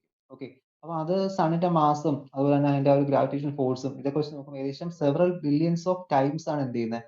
സെവറൽ ബില്യൺസ് ഓഫ് ടൈംസ് ആണ് നമ്മുടെ ഈ ഒരു സണ്ണിന്റെ ആയുസ് അല്ലെങ്കിൽ അതിന്റെ റേഡിയേഷൻ എനർജി റേഡിയേറ്റ് ചെയ്യാൻ പറ്റുന്ന കഴിവ് എന്ന് വെച്ചാൽ സെവറൽ ബില്യൺസ് ഓഫ് ഇയേഴ്സ് ആണ്. ഓക്കെ, അതുകൊണ്ടാണ് നമുക്ക് ഇപ്പോഴും സണ്ണ് വേറെ ഒന്നും സംഭവിക്കില്ല നമ്മളിവിടെ പറയുന്നത്. അപ്പോൾ കാർബൺ നൈട്രജൻ സൈക്കിൾ നോക്കാം. കാർബൺ നൈട്രജൻ സൈക്കിളിൽ ആദ്യം സ്റ്റാർട്ടിങ് എടുക്കുന്നത് കാർബൺ ആണ്, C12 നോർമൽ കാർബൺ. നമ്മൾ എന്ത് ചെയ്യുന്നു? ഒരു ഹൈഡ്രജനുമായിട്ട് ഓക്കെ റിയാക്ട് ചെയ്യിപ്പിക്കും. ഇത് ചെയ്യുന്ന സമയത്ത് അവിടെ നമുക്കൊരു നൈട്രജൻ കിട്ടും. ഇതൊരു കോമ്പൗണ്ട് ന്യൂക്ലിയർ ആയിരിക്കും, എക്സൈഡ് സ്റ്റേറ്റ് ആയിരിക്കും എന്ത് ചെയ്യുന്നത്? നമുക്ക് ഇവിടെ നിൽക്കുന്നത്. ഓക്കെ, പ്ലസ് അതിന്റെ കൂടെ എന്ത് ചെയ്യാം? ഒരു ഗാമ റേയുടെ എന്ത് ചെയ്യുന്നു? അവിടെ നിന്ന് പ്രൊഡ്യൂസ് ചെയ്യും. ഓക്കെ, ഗാമ റേയുടെ അവിടെ നിന്ന് പ്രൊഡ്യൂസ് ചെയ്യുന്നുണ്ട്. പിന്നെ അടുത്ത സൈക്കിൾ എഴുതുന്ന പറഞ്ഞാൽ ഇതിപ്പോൾ ഒന്നാമത്തെ സ്റ്റെപ്പാണ്. ഇനി അത് രണ്ടാമത്തെ സ്റ്റെപ്പിൽ നേരെ എന്ത് ചെയ്യുക? ഗാമ റേസ് പോട്ടെ, ഇവിടെ പ്രൊഡ്യൂസ് ചെയ്യുന്ന റേസ് നമ്മൾ നോക്കണ്ട, നമ്മൾ ഈ കോമ്പൗണ്ട് മാത്രം നോക്കി പോയാൽ മതി. ഓക്കെ, ഗാമ റേ പ്രൊഡ്യൂസ് ചെയ്തു. ഗാമ റേ പ്രൊഡ്യൂസ് ചെയ്യുന്ന സമയത്ത് അടുത്ത് എന്ത് സംഭവിക്കുന്നു? അടുത്ത് നമുക്ക് കിട്ടിയിരിക്കുന്ന ഈ ഒരു നൈട്രജൻ അല്ലേ, അടുത്ത ഈ നൈട്രജൻ ഇവിടെ എടുക്കുക. നൈട്രജൻ എടുത്തു. നൈട്രജൻ എക്സൈൽ സ്റ്റേറ്റിലാണ് നിൽക്കുന്നത്. ഓക്കെ, അപ്പോൾ പ്രത്യേകിച്ചൊന്നും വേണ്ട, ഇത് ഉടനെ തന്നെ ഡിസിൻറ്റഗ്രേറ്റ് ചെയ്യും. എങ്ങനെയാണ്? വീണ്ടും ഒരു കാർബൺ 13 ആയിട്ട് കൂടെ ഒരു ഇലക്ട്രോൺ കൂടി എന്ത് ചെയ്യും? പ്രൊഡ്യൂസ് ചെയ്യും. ഓക്കെ, ഒരു ഇലക്ട്രോൺ കൂടി നമ്മൾ അവിടെ പ്രൊഡ്യൂസ് ചെയ്യിപ്പിച്ചു, പ്ലസ് ഒരു ന്യൂട്രിനോ കൂടി വരും. ഓക്കെ, ഇങ്ങനെയാണ് പോകുന്നത്. അപ്പോൾ റിയാക്ഷൻ സൈഡ് പ്രോഡക്ട്സ് നോക്കിക്കഴിഞ്ഞാൽ എന്താ റിയാക്ഷൻ ബാലൻസ്ഡ് ആയിരിക്കും. നെക്സ്റ്റ് അടുത്ത് നമ്മൾ എടുക്കേണ്ടത് ഇവിടെ നിന്നുള്ള ഈ ഒരു ഇത് രണ്ടും സ്കിപ്പ് ചെയ്യുക. ഓക്കെ, അടുത്ത് വീണ്ടും ഈ കാർബൺ 6 ഉണ്ട്, മൂന്നാമത്തെ സ്റ്റെപ്പ്. കാർബൺ 6 13 ഉണ്ട്. അതെന്താ, നമ്മൾ അടുത്തൊരു ഹൈഡ്രജൻ ആറ്റമായിട്ട് വീണ്ടും റിയാക്ട് ചെയ്യിപ്പിച്ചു. എന്ത് ചെയ്യും? ഇവിടെ നമുക്ക് കിട്ടുന്നത് നൈട്രജൻ 7 14 കിട്ടും. കൂടെ ഒരു ഗാമ കൂടി നമുക്ക് ഇവിടെ റിലീസ് ചെയ്യിപ്പിക്കും. ഓക്കെ, അടുത്ത് വീണ്ടും എന്ത് ചെയ്യുക? ഇവിടെ കിട്ടിയ നൈട്രജൻ ആണ് കേട്ടോ, നൈട്രജൻ 7 14 പ്ലസ് ഒരു ഹൈഡ്രജൻ കൊണ്ട് എന്ത് ചെയ്യുക? ആഡ് ചെയ്യുക. ഈ ഒരു സമയത്ത് ഇവിടെ ഇതെന്താ 7 + 1 8 ആവും. അതുപോലെ തന്നെ ഈ 14 + 1 എന്താവും? അതവിടെ 15 ആയിട്ട് മാറും. ഈ 7 + 8 എന്ന് വെച്ചാൽ 8 എന്ന് വെച്ചാൽ എന്ത് എലമെന്റ് ആണ്? അത് ഓക്സിജൻ ആണ്. ഓക്സിജൻ പ്രൊഡ്യൂസ് ചെയ്യും. ഓക്സിജൻ വരും. ഈ ഓക്സിജൻ വന്നതിന് ശേഷം ഇവിടെ എന്ത് ചെയ്യാം? ഓക്സിജൻ വന്ന് ഇതിവിടെ 14 15. ഓക്കെ, ഓക്സിജനൊപ്പം എന്തായിരിക്കും? അതും അവിടെ എക്സിസ്റ്റ് ചെയ്യും. ഓക്സിജൻ വെച്ചാൽ O16 അല്ലേ, 15 അല്ലേ ഉള്ളൂ. അപ്പോൾ അത് എന്തായിരിക്കും? ഒരു കോമ്പൗണ്ട് സ്റ്റേറ്റിലായിരിക്കും. പ്ലസ് അവിടെ വീണ്ടും ഒരു ഗാമ പ്രൊഡ്യൂസ് ചെയ്തു. ഓക്കെ, ഇത് ഗാമയാണ്, ഗാമ. അടുത്ത് വീണ്ടും നമുക്ക് ഈ ഓക്സിജൻ എടുക്കുക. നമുക്ക് ഈ C6 വരുന്നവരെ റിയാക്ഷൻ ഇങ്ങനെ എക്സിക്യൂട്ട് ചെയ്തുകൊണ്ടേയിരിക്കണം. ഓക്കെ, ഒരു അൽഗോരിതം പോലെ C6 വരുന്നവരെ എന്ത് ചെയ്യണം? C6 12 വരുന്നവരെ വീണ്ടും ഈ റിയാക്ഷൻ ഇങ്ങനെ എക്സിക്യൂട്ട് ചെയ്തുകൊണ്ടിരിക്കുക. അപ്പോൾ ഇത് 4ാമത്തെ സ്റ്റെപ്പാണ്. ഇതേപോലെ അടുത്ത 5ാമത്തെ സ്റ്റെപ്പിൽ വീണ്ടും എന്ത് ചെയ്യുക? ഈ ഓക്സിജൻ എലമെന്റ് എടുക്കുക. ഓക്സിജൻ എലമെന്റ് എടുത്തു. ഓക്കെ, ഓക്സിജൻ എലമെന്റ് അത് വീണ്ടും എന്ത് ചെയ്യും? ഡിസൻറ്റഗ്രേറ്റ് ചെയ്യും. എന്തൊക്കെയായിട്ട്? നൈട്രജൻ 7 15 പ്ലസ് ഒരു ഇലക്ട്രോൺ ആയിട്ടും പ്ലസ് ഒരു ന്യൂട്രൺ. ഓക്കെ, അടുത്ത് അവിടെ വരുന്നത് എന്താണ്? 6ാമത്തെ ഇക്വേഷൻ നൈട്രജൻ 7 15 വീണ്ടും നമ്മൾ എന്ത് ചെയ്തു? ഒരു ഹൈഡ്രജനുമായിട്ട് ആഡപ്പ് ചെയ്തു. ഹൈഡ്രജൻ കൂടി ആവുന്ന സമയത്ത് എന്താ? 7 + 1 എന്ന് പറയുമ്പോൾ ഇതൊരു ഹൈഡ്രജൻ ആണ്. ഈ റിയാക്ഷനിൽ ഒരു കാർബൺ ആറ്റവും നേരത്തെ കൊടുത്തില്ലേ കാർബൺ, ആ കാർബൺ ഇങ്ങനെ തിരിച്ചു കിട്ടും. ആ ഒരു കാർബൺ ആറ്റവും പ്ലസ് ഒരു ഹീലിയം ആറ്റമായിട്ട് എന്ത് ചെയ്യും? അവിടെ നമുക്ക് ഔട്ട്പുട്ടിൽ കിട്ടും. ഓക്കെ, ഇത് ആഡ് ചെയ്ത് നോക്കിയാൽ ക്ലിയർ ആയിരിക്കും. ഇത് ഇവിടെ എന്താണ്? 15 + 1 എന്ന് പറയുന്നത് 16 വരും. 12ഉം 4ഉം കൂടി ആഡ് ചെയ്യുമ്പോൾ എന്തായിരിക്കും വരുന്നത്? 12ഉം 4ഉം 16 അല്ലേ? 16 വരും. ഓക്കെ, ബാലൻസ്ഡ് കണ്ടീഷനിലായിരിക്കും നമുക്ക് അവിടെ വരുന്നത്. 7 + 1 8, 6 + 2 എന്തായിരിക്കും? 8 ആയിരിക്കും.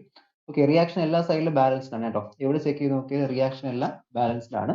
ഓക്കെ, അപ്പോൾ ഇവിടെ നമുക്ക് എന്ത് കിട്ടി? ലാസ്റ്റ് നമുക്ക് ആ ഒരു കാർബൺ ആറ്റം തിരിച്ചു കിട്ടി. കാർബൺ 12. കാർബൺ 12 അവിടെ ഇപ്പോൾ ഒരു കാറ്റലിസ്റ്റ് ആയിട്ടാണ് എന്ത് ചെയ്യുന്നത്? അവിടെ ആക്ട് ചെയ്യുന്നത്. അപ്പോൾ ഈ റിയാക്ഷനിൽ മെയിൻലി നമ്മൾ ഇതിനെ നോക്കിക്കഴിഞ്ഞാൽ ഓരോ പ്രാവശ്യവും എന്ത് ചെയ്യുന്നു? ഹൈഡ്രജൻ ആറ്റം റിലീസ് ചെയ്യപ്പെടുന്നുണ്ട്. ഓക്കെ, അങ്ങനെ ഹൈഡ്രജൻ ആറ്റം ഇവിടെ 4 പ്രാവശ്യം എന്ത് ചെയ്യണം? ഹൈഡ്രജൻ ആറ്റം റിലീസ് ചെയ്യുന്നുണ്ട്. ഈ റിലീസ് ചെയ്യുന്ന ആദ്യം ഇനിഷ്യലി നമ്മൾ ഇവിടെ ഒരു ഹൈഡ്രജൻ ആറ്റം കണ്ടോ? ഹൈഡ്രജൻ ആറ്റം, അടുത്തൊരു hydrogen atom, hydrogen, hydrogen. Okay, അപ്പോൾ നമുക്ക് ഈ ഇക്വേഷൻ ഒന്ന് സിംപ്ലിഫൈ ചെയ്ത് എഴുതി കഴിഞ്ഞാൽ ഇത് 4 hydrogen atom. Okay, hydrogen atom which gives 2He4 plus 2 പ്രാവശ്യം ഇലക്ട്രോൺസ് വന്നിട്ടുണ്ട് കണ്ടോ? 2E 21E0 പ്ലസ് 2 ന്യൂട്രിനോ, ഇവിടെ neutrino, okay, plus 2 new. Okay, പിന്നെ എന്ത് ചെയ്യുന്നു? കുറച്ച് എമൗണ്ട് ഓഫ് എനർജി കൂടി അവിടെ റിലീസ് ചെയ്യപ്പെടുന്നു. ഓക്കെ, അപ്പോൾ ഇതാണ് ആ ഒരു റിയാക്ഷൻ, സിമ്പിൾ റിയാക്ഷൻ ആയിട്ട് നമുക്ക് എഴുതാൻ പറ്റുന്നത്. അല്ലെങ്കിൽ ഒറ്റ സ്റ്റെപ്പ് എഴുതാൻ പറഞ്ഞു കഴിഞ്ഞാൽ എന്ത് ചെയ്യാം? ഇങ്ങനെ എഴുതിയാൽ മതിയാവും. പക്ഷേ എക്സാമിനേഷന് കാർബൺ ഹൈഡ്രജൻ സൈക്കിൾ ചോദിച്ചു കഴിഞ്ഞാൽ കംപ്ലീറ്റ് എഴുതണം. ഓക്കെ, സിമ്പിൾ ആണ്. കാർബൺ ഹൈഡ്രജൻ ആഡ് ചെയ്യുക, ഓർ ആഡ് ചെയ്ത് നമ്പർ ബാലൻസ് എഴുതുക, വെക്കൊണ്ടിരിക്കുക. ഓക്കെ, അപ്പോൾ ഈ ഒരു മെത്തേഡിലാണ് എന്ത് ചെയ്യുന്നത്? കാർബൺ ഹൈഡ്രജൻ സൈക്കിൾ എക്സ്പ്ലെയിൻ ചെയ്യേണ്ടത്. ഇതില് എത്ര എമൗണ്ട് ഓഫ് എനർജി റിലീസ് ചെയ്യുന്നത് നോക്കാനായിട്ട് എന്ത് ചെയ്താൽ മതി? മാസ് ഡിഫറൻസ് എടുത്ത് നോക്കിയാൽ മതി. പ്രത്യേകിച്ച് വേറെ ഒന്നും ചെയ്യേണ്ട. നിങ്ങൾ മാസ് ഡിഫറൻസ് എടുത്ത് എന്ത് ചെയ്യാം? നമുക്ക് കണ്ടുപിടിക്കാം. അതായത് 4 ഹൈഡ്രജൻ ആറ്റം ഉണ്ട്. ഓക്കെ, 4 ഹൈഡ്രജൻ ആറ്റത്തിനും കൂടി 4H1 ഓക്കെ, 4 ഹൈഡ്രജൻ ആറ്റത്തിനും കൂടി ഏകദേശം 4.031300. അപ്പൊ ഇതില് നിങ്ങളൊരു കാര്യം ശ്രദ്ധിക്കേണ്ടത്, ഇവിടുത്തെ ഡെസിമൽ വാല്യൂ 2 വാല്യൂസ് നിർത്തല്ലേ. ഓക്കെ, ഏകദേശം ഒരു 6 വാല്യൂസ് 6-7 വാല്യൂസ് എന്ത് ചെയ്യുക? കറക്റ്റ് അവിടെ എഴുതുക. കാരണം ഇനി ലാസ്റ്റ് എത്തുമ്പോഴേക്കാണ് ചില ഡിഫറൻസ് വരുന്നത്. മാസിലെ ഡിഫറൻസ് ഇത്രയും ഡെസിമൽ കഴിയുമ്പോഴാണ് ആ ഡിഫറൻസ് അവിടെ കാണിക്കുന്നത്. അതുകൊണ്ട് എന്ത് ചെയ്യുക? ഇത് കൊടുക്കുന്ന സമയത്ത് നിങ്ങളിവിടെ ഈ ഒരു ഡെസിമൽ വാല്യൂ ഒരു 6 ഡെസിമൽ വാല്യൂ 7 ഡെസിമൽ വാല്യൂ ഒക്കെ എഴുതി നിർത്തുക. എന്നാലേ കറക്റ്റ് നമുക്ക് ആ ആൻസർ വരുള്ളൂ. ഓക്കെ, ഇത്രയും കിട്ടിയാലോ? ഇതിപ്പോൾ 4 ഹൈഡ്രജൻ ആറ്റത്തിന്റെ ആണ്. അപ്പോൾ ഇതിന് ഇനി അതുപോലെ ഹീലിയം ആറ്റത്തിന് മാസ് വരും. ഹീലിയം ആറ്റത്തിന്റെ മാസ് എത്ര വരും? ഹീലിയം ഒരു ഹീലിയം വരുള്ളൂ 4.00 4.002603. ഓക്കെ, ഇതാണ് ഹീലിയം ആറ്റത്തിന്റെ. പിന്നെ 2 ഇലക്ട്രോൺസ് വരുന്നത്. Okay, it is equal to 0.001098. Okay, ഇത്രയും വരുന്നുണ്ട്, 2 E0 വരുന്നുണ്ട്. അപ്പൊ ഇവിടെ നമ്മളിതൊന്ന് ആഡ് ചെയ്ത് സിംപ്ലിഫൈ ചെയ്ത് കഴിഞ്ഞാൽ ഇവിടുത്തെ ലോസ് ഇൻ എനർജി, അതായത് ഇവിടത്തേത് ഇത് രണ്ടും ആഡ് ചെയ്യുക, അതിനുശേഷം ഇത് രണ്ടും ആഡ് ചെയ്യുക. ഓക്കെ, അപ്പൊ നമുക്ക് ലോസ് ഇൻ എനർജി ഇത്ര അറിയാൻ പറ്റും. ഓക്കെ, അപ്പൊ ഇവിടുത്തെ ലോസ് ഇൻ എനർജി എന്ന് പറയുന്നത് നമുക്ക് കിട്ടുന്നത് ലോസ് എന്ന് പറയുന്നത് ലോസ് ഈക്വൽ ടു 0.02756 ആണ് യൂണിറ്റ്. ഓക്കെ, അപ്പോൾ ഒരു പ്രാവശ്യം ഒരു അറ്റോമിക് മാസ് യൂണിറ്റിൽ റിലീസ് ചെയ്യപ്പെടുന്ന എനർജി, ഒരു 1 AMU atomic mass unit energy release ചെയ്യപ്പെടുന്ന എനർജി ഈക്വൽ ടു MC² കൊടുത്തു കഴിഞ്ഞാൽ നമുക്ക് കിട്ടുന്നത് ഏകദേശം ഒരു 931 മെഗാ ഇലക്ട്രോൺ വോൾട്ട് ആണ്. ഓക്കെ, 9 മെഗാ ഇലക്ട്രോൺ വോൾട്ട് എന്ത് ചെയ്യുന്നത് അവിടെ നിന്ന് പ്രൊഡ്യൂസ് ചെയ്യുന്നത്. അപ്പൊ ഇത് ഒരു AMU പ്രൊഡ്യൂസ് ചെയ്യുന്നതല്ലേ. അപ്പൊ നമുക്ക് ഇത്രയും മാസം ഉള്ള സമയത്ത് എത്ര പ്രൊഡ്യൂസ് നോക്കി എന്ത് ചെയ്താൽ മതി, എനർജി റിലീസ്ഡ് 0.02756 into 931 എന്ത് ചെയ്യുന്നത് ഇവിടെ റിലീസ് ചെയ്യുന്നത്. ചെയ്തെടുത്തു കഴിഞ്ഞാൽ അതിന്റെ വാല്യൂ ഏകദേശം 27.5 മെഗാ ഇലക്ട്രോൺ വോൾട്ട് ആയിരിക്കും എന്ത് ചെയ്യുന്നത് അവിടെ റിലീസ് ചെയ്യപ്പെടുന്നത്. ഓക്കെ, അപ്പൊ ഇത്രയും എമൗണ്ട് ഓഫ് എനർജി എന്ത് ചെയ്യുന്നുണ്ട് അവിടെ റിലീസ് ചെയ്യുന്നുണ്ട്. അപ്പൊ ഇത് വെച്ച് നമുക്ക് സണ്ണിന്റെ എനർജി കാൽക്കുലേറ്റ് ചെയ്യാൻ പറ്റും. അപ്പോൾ സൺ ഏകദേശം ഒരു 1 മില്യൺ ടൈംസ് വരുമ്പോൾ 1 മില്യൺ ഇയേഴ്സ് വരുന്ന സമയത്ത് സണ്ണിന് ഏകദേശം 10⁻⁷ എമൗണ്ട് മാസ് ആണ് എന്ത് ചെയ്യുന്നത് അതിൽ നിന്ന് എലിമിനേറ്റ് ചെയ്ത് പോകുന്നത്. അപ്പോൾ മാസ് ആണ് എനർജി കൺവേർട്ട് ചെയ്യുന്നത്. അപ്പോൾ സണ്ണിന്റെ മാസ് അല്ലേ, സൺ എന്ന് വെച്ചാൽ ഈ ഡസ്റ്റ് പാർട്ടിക്കിൾസും ഈ ഒരു ഗ്യാസും എല്ലാം കൂടി സണ്ണ് വരുന്നത്. അല്ലെ, നമ്മുടെ എർത്ത് പോലെ ഒരു എൻക്ലോഷർ അല്ല, ശരിക്കും ഒരു ഗ്യാസിന്റെ ഒരു ഇതാണ് സൺ എന്ന് പറയുന്നത്. ഓക്കെ, അപ്പൊ ഇതിൽ നിന്ന് ഇത്രയും എമൗണ്ട് ഓഫ് എനർജി ഓരോ 1 മില്യൺ ആവുന്ന സമയത്ത് എന്ത് ചെയ്യുന്നുണ്ട് അവിടെ റിലീസ് ചെയ്ത് പോകുന്നുണ്ട്. ഓക്കെ, എനർജി റേഡിയേറ്റ് ചെയ്ത് പോകുന്നുണ്ട്.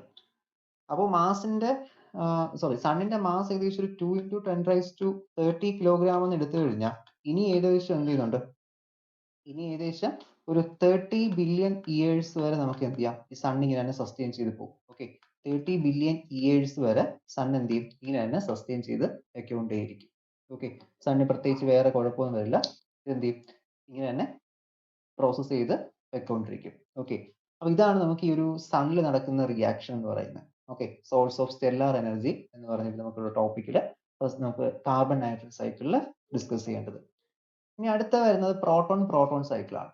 ഓക്കെ, ഈ ഒരു ടോപ്പിക്കിൽ അടുത്ത് വരുന്ന ടോപ്പിക് എന്ന് വെച്ചാൽ പ്രോട്ടോൺ സൈക്കിൾ ആണ്. അപ്പോൾ നമുക്ക് അതുകൂടി ഇന്നത്തെ ക്ലാസ്സിൽ നമുക്ക് ഡിസ്കസ് ചെയ്യാം.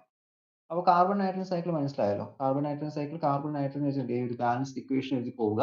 ഓക്കെ, പൊതുവെ ആ ഒരു നോട്ട്സ് ഒന്ന് എടുത്ത് നോക്കുക, ഈസിയാണ്, പ്രത്യേകിച്ച് ഒന്നും ഇല്ല. ഓക്കെ, ലാസ്റ്റ് ഒരു കാർബൺ വരണം, അതാണ് മെയിൻ പോയിന്റ്. പിന്നെ അവിടെ 4 ഹൈഡ്രജൻ ആറ്റം വരുന്നുണ്ട്. ഈ 4 ഹൈഡ്രജൻ ആറ്റം കമ്പൈൻ ചെയ്യാൻ എന്ത് ചെയ്യുന്നത് അവിടെ ആ ഒരു ഹീലിയം ആറ്റം ഫോം ചെയ്യുന്നത്. പിന്നെ കൂടെ റിലീസ് ചെയ്യുന്ന ആ ഒരു എലമെന്റ് കൂടിയൊക്കെ അറിഞ്ഞിരിക്കും എന്താണെന്നതിനെ കുറിച്ചിട്ടൊക്കെ. ഓക്കെ, ഇനി അടുത്ത് നമുക്ക് നോക്കേണ്ട പ്രോട്ടോൺ സൈക്കിൾ ആണ്. അപ്പോൾ പിന്നീടുള്ള ഒരു ക്രിട്ടിക്കൽ ടെമ്പറേച്ചർ, സണ്ണിന്റെ ടെമ്പറേച്ചറും അതുപോലത്തെ ഒരു റിയാക്ഷനെ കുറിച്ച് കുറച്ചുകൂടി എക്സ്പെരിമെന്റ് നോക്കിയ സമയത്താണ് ഈ ഒരു പ്രോട്ടോൺ സൈക്കിളാണ് സണ്ണിൽ നടക്കുന്നതെന്ന് ഒരു ഐഡിയ കിട്ടുന്നത്. ഓക്കെ,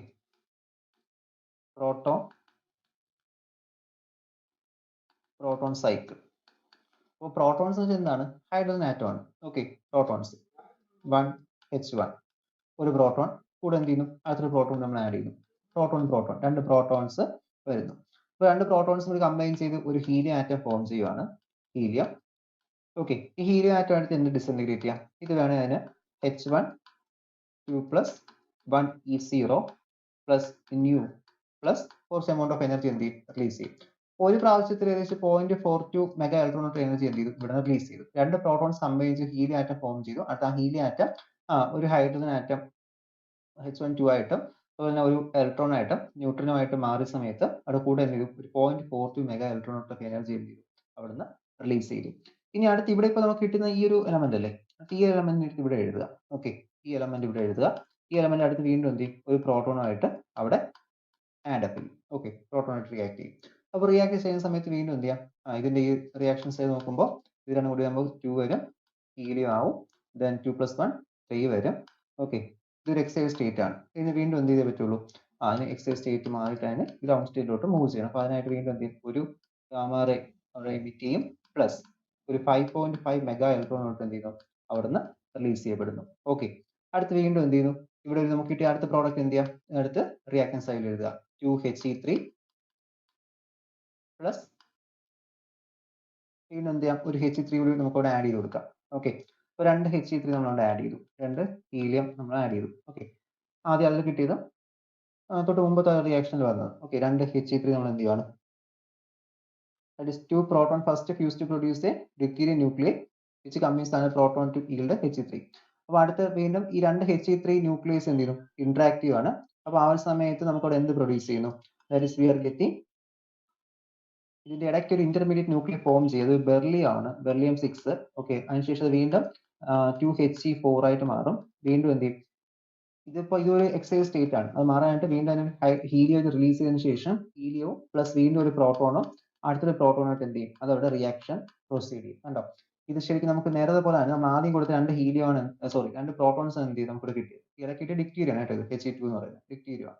അപ്പോൾ 2 പ്രോട്ടോൺസ് വീണ്ടും നമുക്ക് എന്ത് കിട്ടി, വീണ്ടും ഈ 2 പ്രോട്ടോൺസ് എന്ത് ചെയ്യും, നേരെ മുകളിലോട്ട് പോകും, അടുത്ത റിയാക്ഷൻ വീണ്ടും എന്ത് ചെയ്യും, എക്സിക്യൂട്ട് ചെയ്യും. ഈ സമയത്ത് നമുക്ക് അവിടെ റിലീസ് എനർജി എന്ന് വെച്ചാൽ ഏകദേശം 12.2 മെഗാ ഇലക്ട്രോൺ വോൾട്ട് ആണ്. ഓക്കെ, 12.8 മെഗാ ഇലക്ട്രോൺ വോൾട്ട് എന്ത് ചെയ്യുന്നത് അവിടെ റിലീസ് ചെയ്യുന്നത്. അപ്പോൾ ഇതിന്റെ റിയാക്ഷൻ നമ്മളൊന്ന് കമ്പൈൻ ചെയ്ത് എഴുതി കഴിഞ്ഞാൽ ഇവിടെ കിട്ടുന്ന നേരത്തെ പോലത്തെ ഇക്വേഷൻ കിട്ടും, that is we are getting 4H1 which gives 2He4 plus 2E0 plus 2 plus ഇവിടെയാണ്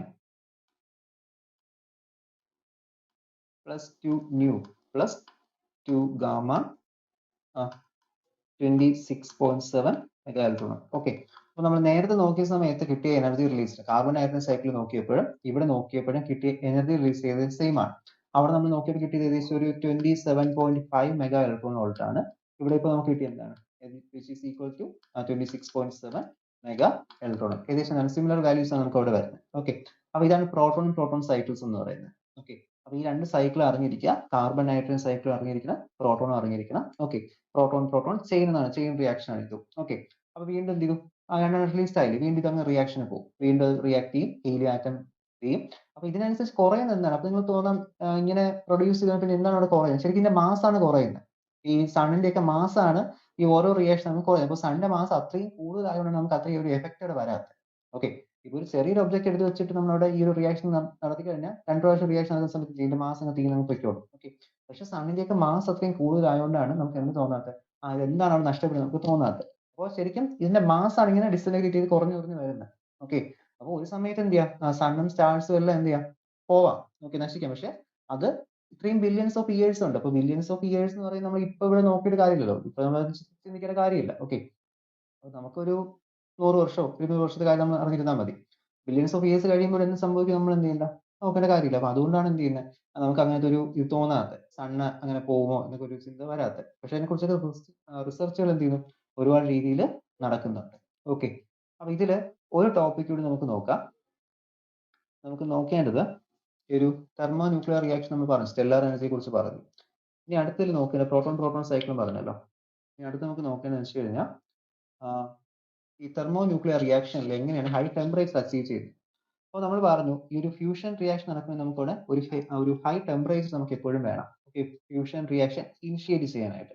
അപ്പോൾ ഈ ഒരു large amount of energy fusion വേണം. അപ്പോൾ ഇത് നമുക്ക് അവിടെ അച്ചീവ് ചെയ്യാനായിട്ട് ഫ്യൂഷൻ റിയാക്ഷനിൽ മെയിൻലി നമുക്ക് ഈ ഒരു റിപ്പൾസീവ് ഫോഴ്സ് ഉണ്ടാവും. പ്രോട്ടോണും പ്രോട്ടോണും തമ്മിൽ എപ്പോഴും റിപ്പൾസീവ് ഫോഴ്സ് ആണ്. ഈ റിപ്പൾസീവ് ഫോഴ്സ് അവിടെ ഓവർകം ചെയ്യണമെങ്കിൽ അത്രയും എമൗണ്ട് ഓഫ് എനർജി കൊടുത്താൽ മാത്രമേ ഇവർ തമ്മിൽ എന്ത് ചെയ്യത്തുള്ളൂ, റിയാക്ട് ചെയ്യുള്ളൂ. എന്നാൽ മാത്രമേ ഹീലിയം ന്യൂക്ലിയസ് അവിടെ ഫോം ചെയ്യുള്ളൂ. ഒരു വെരി ഹൈ ടെമ്പറേച്ചർ ഉണ്ടെങ്കിൽ മാത്രമേ നമുക്ക് എന്ത് ചെയ്യാൻ പറ്റുള്ളൂ, ഇവിടെ ഇത്തരം ഒരു റിപ്പൾസീവ് എഫക്റ്റിനെ മാറ്റാൻ പറ്റുള്ളൂ. Okay, only at very high temperature the nucleus are able to overcome their mutual Coulomb repulsion and enter the zone of nuclear attractive forces. Okay, അപ്പോൾ Coulomb reactive ഫോഴ്സിനെ ഒപ്പോസ് ചെയ്ത് ഒരു അട്രാക്റ്റീവ് ഫോഴ്സ് ആക്കി മാറ്റി മാത്രമേ റിയാക്ഷനിൽ നടക്കുള്ളൂ. അപ്പോൾ ഇങ്ങനത്തെ ഒരു റിയാക്ഷൻ ഈ അത്രയും ടെമ്പറേച്ചർ ഹൈ ടെമ്പറേച്ചർ വേണം എന്നുള്ളതാണ് നമ്മൾ എന്ത് ചെയ്യുന്നത്, അത്രയും ഹൈ ടെമ്പറേച്ചർ വേണമെന്നുള്ളതാണ് ഇതിനെ തെർമോ ന്യൂക്ലിയർ റിയാക്ഷൻസ് എന്ന് പറയുന്നത്. Why nuclear fusion reactions are called thermo nuclear reaction ചോദിച്ചു കഴിഞ്ഞാൽ അവിടെ പ്രോട്ടോണും റിപ്പൾസീവ് എഫക്റ്റ് ഉണ്ട്. അപ്പോൾ ഈ repulsive effect Coulomb repulsive effect ആണ്. അപ്പോൾ ഈ കൂളം റിപ്പൾസീവ് എഫക്റ്റിനെ ഓവർകം ചെയ്യണമെങ്കിൽ അത്രത്തോളം എനർജി സപ്ലൈ ചെയ്യണം. ആ ഒരു എനർജി നമുക്ക് ടെമ്പറേച്ചർ വഴി മാത്രമേ സപ്ലൈ ചെയ്യാൻ പറ്റുള്ളൂ. ഈ ടെമ്പറേച്ചർ സപ്ലൈ ചെയ്യുന്ന എനർജി നമ്മൾ എന്ത് പറയും, ആ ഒരു എനർജിയാണ് എന്ത് ചെയ്യുന്നത് അവിടെ തെർമോ ന്യൂക്ലിയർ റിയാക്ഷൻ എന്ന് പറയുന്നത്. ഓക്കെ, അപ്പോൾ ഈ സ്റ്റാർസിൽ എങ്ങനെ തെർമോ ന്യൂക്ലിയർ റിയാക്ഷൻ കിട്ടുമെന്ന് ചോദിച്ചു കഴിഞ്ഞാൽ ശരിക്കും ഈ സണ്ണിന്റെയൊക്കെ കോറിൽ എന്താണ് ടെമ്പറേച്ചർ കൂടുതലാണ്. ഓക്കെ, ഗ്രാവിറ്റേഷൻ ഫോഴ്സ് ആണ് ടെമ്പറേച്ചർ സെന്ററിലോട്ട് എന്തായിരിക്കും കൂടുതലായിരിക്കും. അപ്പൊ ഈ സെന്ററിൽ അറിയില്ല കോറിലൊക്കെ ഇന്നർ കോറിൽ ടെമ്പറേച്ചർ ഹൈ ആണ്. എർത്തിന്റെ കോറിൽ ടെമ്പറേച്ചർ ഹൈ ആണ്. അപ്പൊ ഈ ഒരു ഹൈ ടെമ്പറേച്ചർ ആണ് എന്ത് ചെയ്യുന്നത് സണ്ണിൽ ഇത്തരം റിയാക്ഷൻസ് അവിടെ ഇനിഷ്യേറ്റ് ചെയ്യും. ഓക്കെ, അപ്പോൾ അതവിടെ അറിഞ്ഞിരിക്കുക. അപ്പൊ ഇതാണ് തെർമോ ന്യൂക്ലിയർ റിയാക്ഷൻ. കാരണം ടെമ്പറേച്ചർ ഉണ്ടെങ്കിൽ മാത്രമേ പ്രോട്ടോൺ തമ്മിൽ അട്രാക്ഷനിൽ വരുള്ളൂ. എന്നാൽ മാത്രമേ റിയാക്ഷൻ അവിടെ നടക്കുകയുള്ളൂ. ഓക്കെ, അതാണ് thermo nuclear reaction.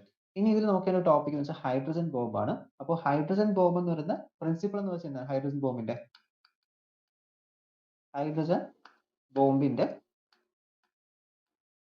Working principle എന്ന് പറയുന്നത് ന്യൂക്ലിയർ ഫ്യൂഷൻ ആണ്. ഓക്കെ, ഫ്യൂഷൻ ആണ് എന്ത് ചെയ്യുന്നത് ഹൈഡ്രജൻ ബോംബിന്റെ വർക്കിംഗ് എന്ന് പറയുന്നത്. അപ്പോൾ നമ്മളിപ്പോൾ പറഞ്ഞ പോലെ തന്നെ ആയിരിക്കും എന്ത് ചെയ്യുന്നത് ഹൈഡ്രജൻ ബോംബുകൾ വർക്ക് ചെയ്യുന്നത്. അപ്പോൾ നമുക്കത് എങ്ങനെ ഒരു അൺകൺട്രോൾഡ് തെർമോ ന്യൂക്ലിയർ റിയാക്ഷൻ ആണ് എന്ത് ചെയ്യുന്നത് ഇതിൽ നടക്കുന്നത്. ഓക്കെ, ഹൈഡ്രജൻ ബോംബ് നടക്കുന്നത് അൺകൺട്രോൾഡ് റിയാക്ഷൻ ആണ്. അപ്പോൾ നമുക്ക് റിയാക്ഷൻ പഠിക്കാനില്ല, ജസ്റ്റ് എന്തെന്ന് മാത്രം ഒരു ബേസിക് ഐഡിയ മാത്രം മതി. എന്താണ് ഹൈഡ്രജൻ ബോംബ് എന്നുള്ളത് ബേസിക് ഐഡിയ മാത്രം. അത് നടക്കുന്ന ഒരു അൺകൺട്രോൾഡ് തെർമോ ന്യൂക്ലിയർ റിയാക്ഷൻ ആയിരിക്കും. അപ്പോൾ ഹൈ ടെമ്പറേച്ചർ വേണം സ്റ്റാർട്ട് ചെയ്യണമെങ്കിൽ. അപ്പോൾ സ്റ്റാർട്ട് ചെയ്യേണ്ട ഹൈ ടെമ്പറേച്ചർ നമ്മൾ എങ്ങനെ പ്രൊഡ്യൂസ് ചെയ്യും? The temperature for the initialization of a fusion reaction can be achieved by the fission reaction. Okay, ആദ്യം നമ്മൾ ഒരു ആറ്റം ബോംബ് പൊട്ടിച്ച് എന്ത് ചെയ്യും ഒരു ഫിഷൻ റിയാക്ഷൻ നടത്തും. അപ്പോൾ ഈ ഫിഷൻ റിയാക്ഷൻ നടക്കുമ്പോൾ നമുക്ക് ട്രെമൻഡസ് എമൗണ്ട് ഓഫ് എനർജി കിട്ടും, നല്ലൊരു ടെമ്പറേച്ചറോടെ എന്ത് ചെയ്യും റൈസ് ചെയ്യും. ഈ റൈസ് ചെയ്യുന്ന ടെമ്പറേച്ചർ യൂസ് ചെയ്ത് എന്ത് ചെയ്യും നമ്മുടെ ഈ ഫ്യൂഷൻ റിയാക്ഷൻ എന്ത് ചെയ്യും ഇനിഷ്യേറ്റ് ചെയ്യിപ്പിക്കും. ഓക്കെ, അപ്പോൾ ഒരു ഹൈഡ്രജൻ ബോംബ് നിർമ്മിക്കണമെങ്കിൽ ആദ്യം എന്ത് ചെയ്യണം ഒരു ആറ്റം ബോംബ് വേണം. അപ്പോൾ ആ ഒരു ആറ്റം ബോംബ് എക്സ്പ്ലോഡ് ചെയ്ത് ഒരു ടെമ്പറേച്ചറിൽ കൊണ്ടെത്തിക്കും. ഓക്കെ, ഫ്യൂഷൻ റിയാക്ഷൻ എക്സൈറ്റ് ചെയ്ത് ഒരു ആറ്റം ബോംബ് പൊട്ടിക്കും.